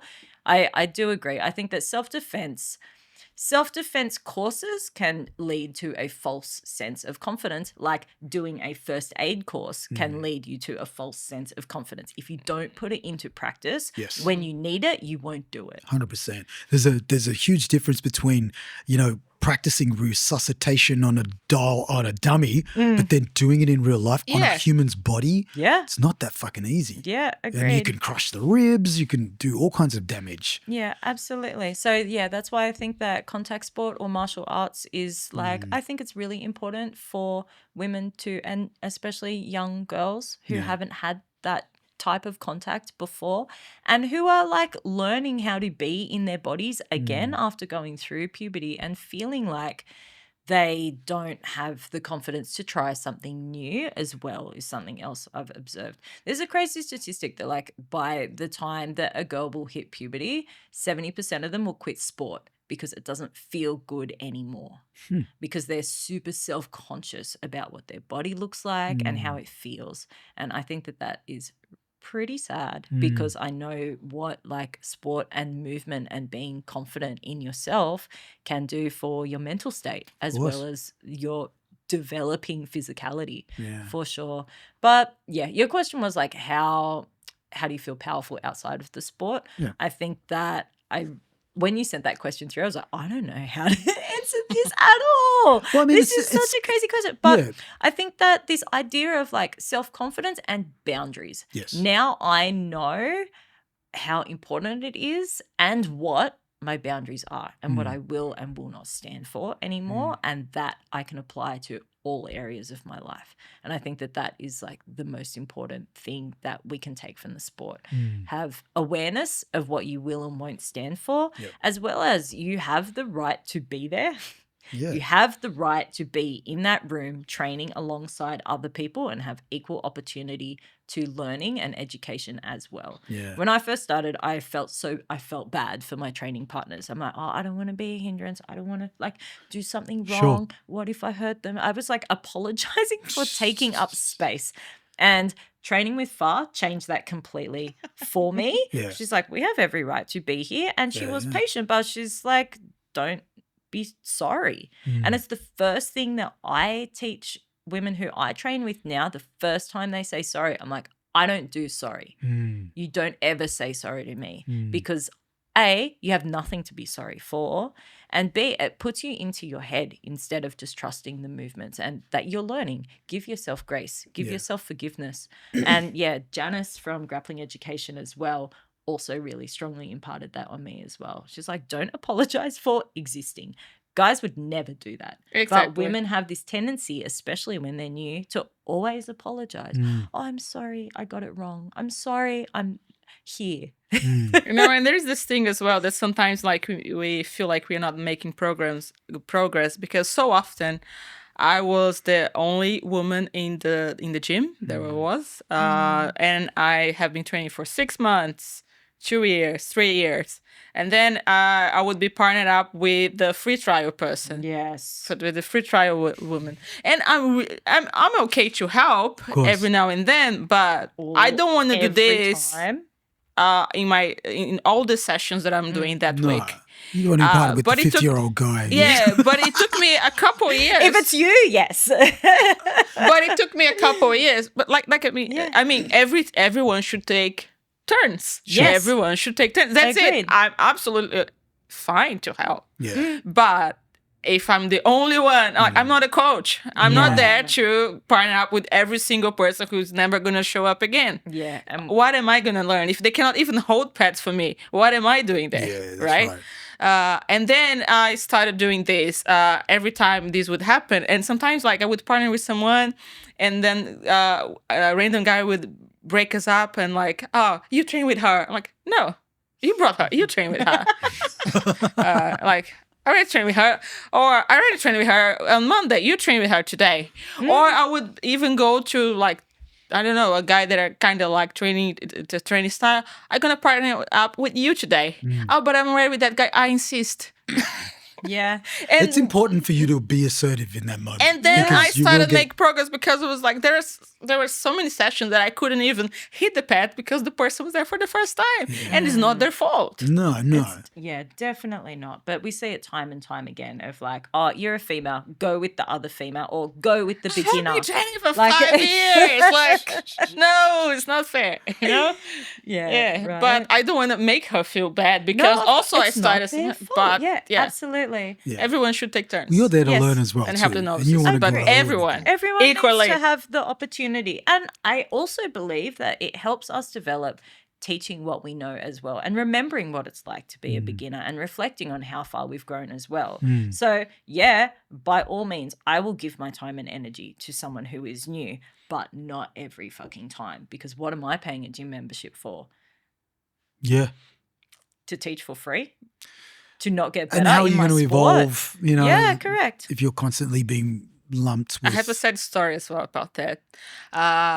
But when you find a good training partner, Yes. like Cass, for instance, and then like you stick together, like, and you bond, like, and nothing breaks you up, you know? Sure. So you look for her every session. You're like, where is she? Why is she late? You know, things like that. So I had a training partner like that.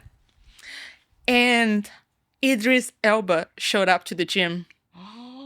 Okay. And I trained with her. And he trained with the free trial guy. That's how unbreakable this bond is. Which I very much regret now. But yeah. Okay, let me ask a question. If we're in an interview and I'm interviewing you individually and you were competing with one another, Yeah. okay, you were going to go against each other head to head. Yep. You were going to come down a weight class and fight Cass. Let's do a catch weight. Okay, you're going to catch weight. Beautiful, yep, We're yep. doing catch weight. I'm interviewing you and you're about to fight. Okay, so what are the attributes of your opponent that you're worried about? She is quick. Mm-hmm. She is very strong. Very strong. It's like very hard to move her around. And let me see. She's not going to stop coming forward. And it's going to be hard to chase her and take her down. Because that's the goal, right? Okay, cool. And then what attributes have you got to nullify that game plan? Well, I won't be bigger in that scenario, so You're not. You're catch weight. I'm a brown belt. Yeah, but once you get hit, boom, brown goes back to white, right? Maybe? Yes, That's what they say, hard to but get I don't hit. believe it. Okay. I'm hard to get hit, Yep. so I'm gonna try to close the range before she hits me. All right. Yeah, that would be the strategy. All right, Cass payday. You're fighting Faine Yes. Mesquita. Now, what are the attributes of Faine that you're most worried about? I really respect Faine as a fighter. She's put in a lot of hard work. I've watched her career very closely. I know that she is very aggressive when it comes to the cage. She does not like getting hit. So she will come forward, she will be first, and she will dictate the fight at her pace. Okay. And so what game plan have you implemented to nullify her attributes? That's a good question. I will use my speed to create angles and try to find the right distance and just keep moving so that she has to chase me. And in those moments, I will find the opportunity to hold her against the cage. I know that she is a brown belt though. So it will be a good battle if we hit the floor, but I'm confident in my cage wrestling and my top control as well. I see that's where we can win the fight. Wow. And where did you learn the top control? Oh! From Faine Mesquita. Signature top control. Could you imagine that if you were actually in the fight and you'd be going, I taught you that move? Yeah, well, You answered so professionally. It was. She was good. She was cold too. I switched to media mode. Wow, you're having a fight now. She was cold. I could see in her eyes. I was like, okay, this is not actually happening. I'm in trouble. But yeah, I think that essentially is why we have been such good training partners. Like Far has really helped my grappling game level up. It was definitely a big gap. And where I had to put in the hardest work to become an MMA athlete was this idea of ground game essentially. Right. So yeah, and I think I had not more experience, but a different style of striking experience. Can I ask a question? Do you think you would be as close if you were in the same fight weight and potentially would have to face each other? If we were on the same team, I think it would be the same. I think there would be moments where we might be jealous of each other's opportunities. But at this stage, because we're so at such different levels in our career, it would make sense what opportunities we're given to each other. I think that if we were training at different gyms, no. Yeah. We would not be close at all. But I don't think we would ever fight each other unless it would be the top promotion for the title. Yeah. And something like Pennington and Amanda Nunes. Yeah. Yeah. It would have to be something like that. Yeah. Now would we fight each other? It would be, I don't think we would. It doesn't make sense unless it would be a life-changing opportunity. Like someone threw down a couple of $1 million for each of us to fight each other. As we spoke about, we respect each other as athletes, competitors, and teammates enough to put forward our best game when we spar. It would be that amplified by a lot. And there wouldn't be and by the motivation of this life-changing experience. But if it were just money for talks. the fucking sake of it, no, thank you. Yeah. No, thank you. I wouldn't want to jeopardize the relationship that we have either. Of course. I can feel that. And I think it's a really powerful statement that you guys are, displaying. And it's probably why I had that vision of having the both of you on. I felt like, I knew this was going to be fun. I knew that, it's like when you have two complete strangers on and you try to get the flow of a conversation going, sometimes it can, just not go anywhere. But I didn't feel like that would ever happen with this, which is why I really appreciate the fact that you guys said yes and came on, because I could see the energy that you guys have and that camaraderie and the love for one and respect for one another. It's powerful. It's great. And like you guys say, you don't have very many women in the gym to, train with and that. So you've kind of got to, be there for one another, right? Yeah, absolutely. So is the UFC the goal for the two of you? I'm a realist and going to say that it's not for me. Okay. I've passed the unofficial age cutoff Is by there an at age least cutoff? a decade. They're notorious for only picking up younger fighters, especially in their feeder systems of the Is that they Contender can pay them series less? or Dana White Fight series. Yeah, right. So yeah, it's not the goal. And for me, the goal was never I'm going to get to the big stage. Okay. For me, it was more of a personal goal of I didn't think that I would fight. I didn't think I was capable of fighting. I just wanted to see what I was capable of. Okay. And now I want to see how far I can take it while I still love it. I just want to see if I don't want to walk away without realizing my potential, whatever that may be. Yeah. That was going to be my next question. When have you earmarked that expiry date?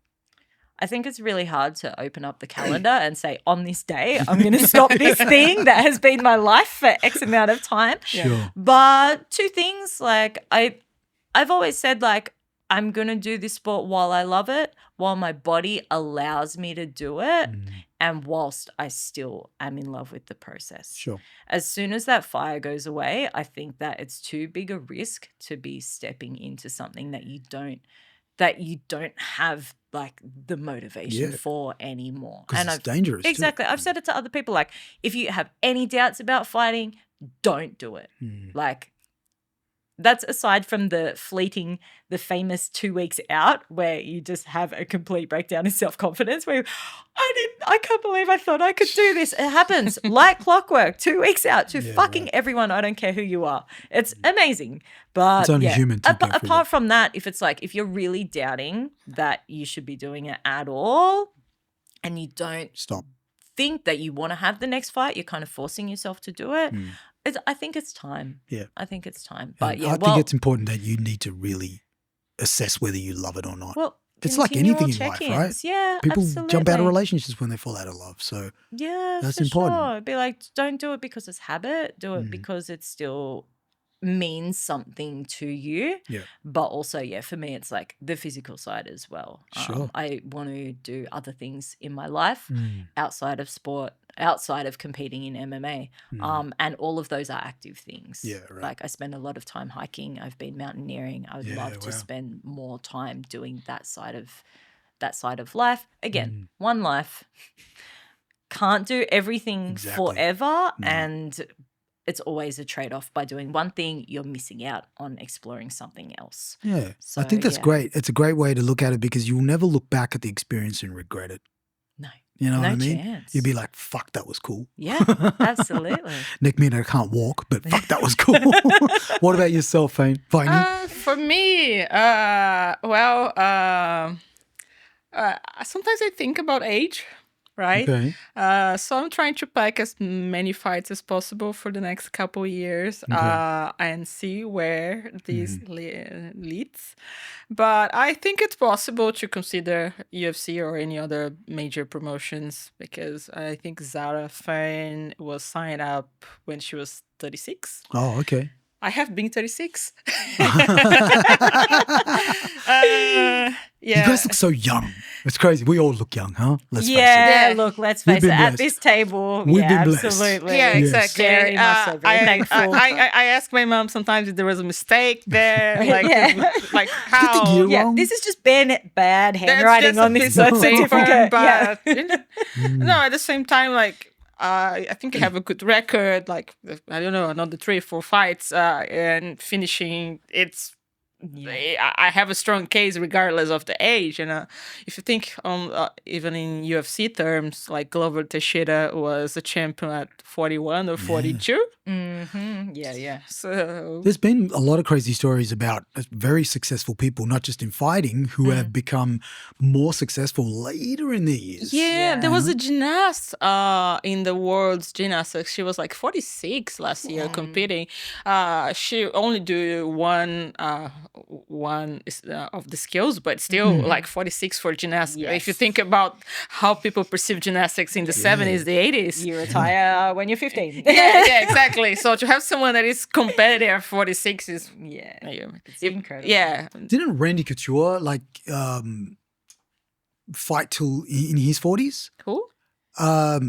I'm pretty sure, like, don't fact check me on that. Yeah, but yeah. like from memory, he was in his 40s. I think DC won his Yes. fucking championship at 39 or something Yeah, like this. yeah, that too. Yeah. There's definitely I think if your body is still good, you Yeah. know, you're not like crazily injured or Fresh anything in like my that. memory, George Foreman retired at 48. There you go. Yeah, So- that's it. I think that there are things we can do to like look after our bodies, look after our minds, make smart decisions, adapt your fighting style as well. But I think life experience does contribute to does. success. It's like maturity, and we're seeing that a lot when reading about like high performers, right? It is this incredibly like mature mindset. And when shit is hard in training, I think about all the shit I've overcome in my life, be like, wow, this is a suffering that I am choosing and I'm engaging in it in my own terms, and I can beat this. Yeah. Because you love it. Yeah. Because I love it, but also like if I made it through that, this is fucking nothing. Like, and I'm choosing it, which is different. Well, you give me hope. Yeah, bro. 52 MMA debut. Look, there is always jiu-jitsu, masters, also. 7? Ouch. Whenever I hear that word masters, I just go, old people. Not really. It starts at 30, Not man. really. Oh, really? Yeah, it's 30. Oh, okay. And in judo, it only means adults. Yeah, there you go. Okay. Just think it like, what about the US masters? That's not an age thing. That's just that you're the master of what you do. How about the Master Jedi? Eh? Master Jedi. Yeah. I love Star Wars. I don't like that Disney's taken over. But anyway, let's not go there. Okay. Let's not go there. You know what, guys? This has been so much fun. We have clocked nearly 4 hours. Oh, wow. That is Can you believe solid. it? This is the longest podcast I've ever done. Wow. And I've been It's attentive. been a roller coaster. This has and been super it's been fun. so much fun from start to man. finish. I forgot just how good your cardio is. Yay. I didn't even think about that. I mean, these women are gonna fucking take me to the cleaners. Oh my god, this has been so much fun. Right. Thank you. so I much for really having us. truly Yeah, very much so. appreciate that. It was like literally just an off the cuff conversation in the gym, literally on Monday. Yeah. And then now we're here, and now we're 4 hours Also known in. as yesterday. Yeah. Right. Also known as yesterday. Yes. And thank you for the opportunity Oh, to man. share thoughts. This is going to be great. Experience. I really hope that, perspectives. you know, people watching this, even if they're wanting to get into fighting, especially if they're, you know, young women wanting to get into fighting, that you guys are going to be this beacon of hope and light and inspiration for them as well too. I think it's important, and I'm glad that you exist, and I'm appreciative. Thank you. I'm appreciative Oh, of your man. time and energy tonight. Thank you so much, guys. I really Thank am. you. Thank you, Dre. Fuck yeah. All right. Done. That's Yay! right.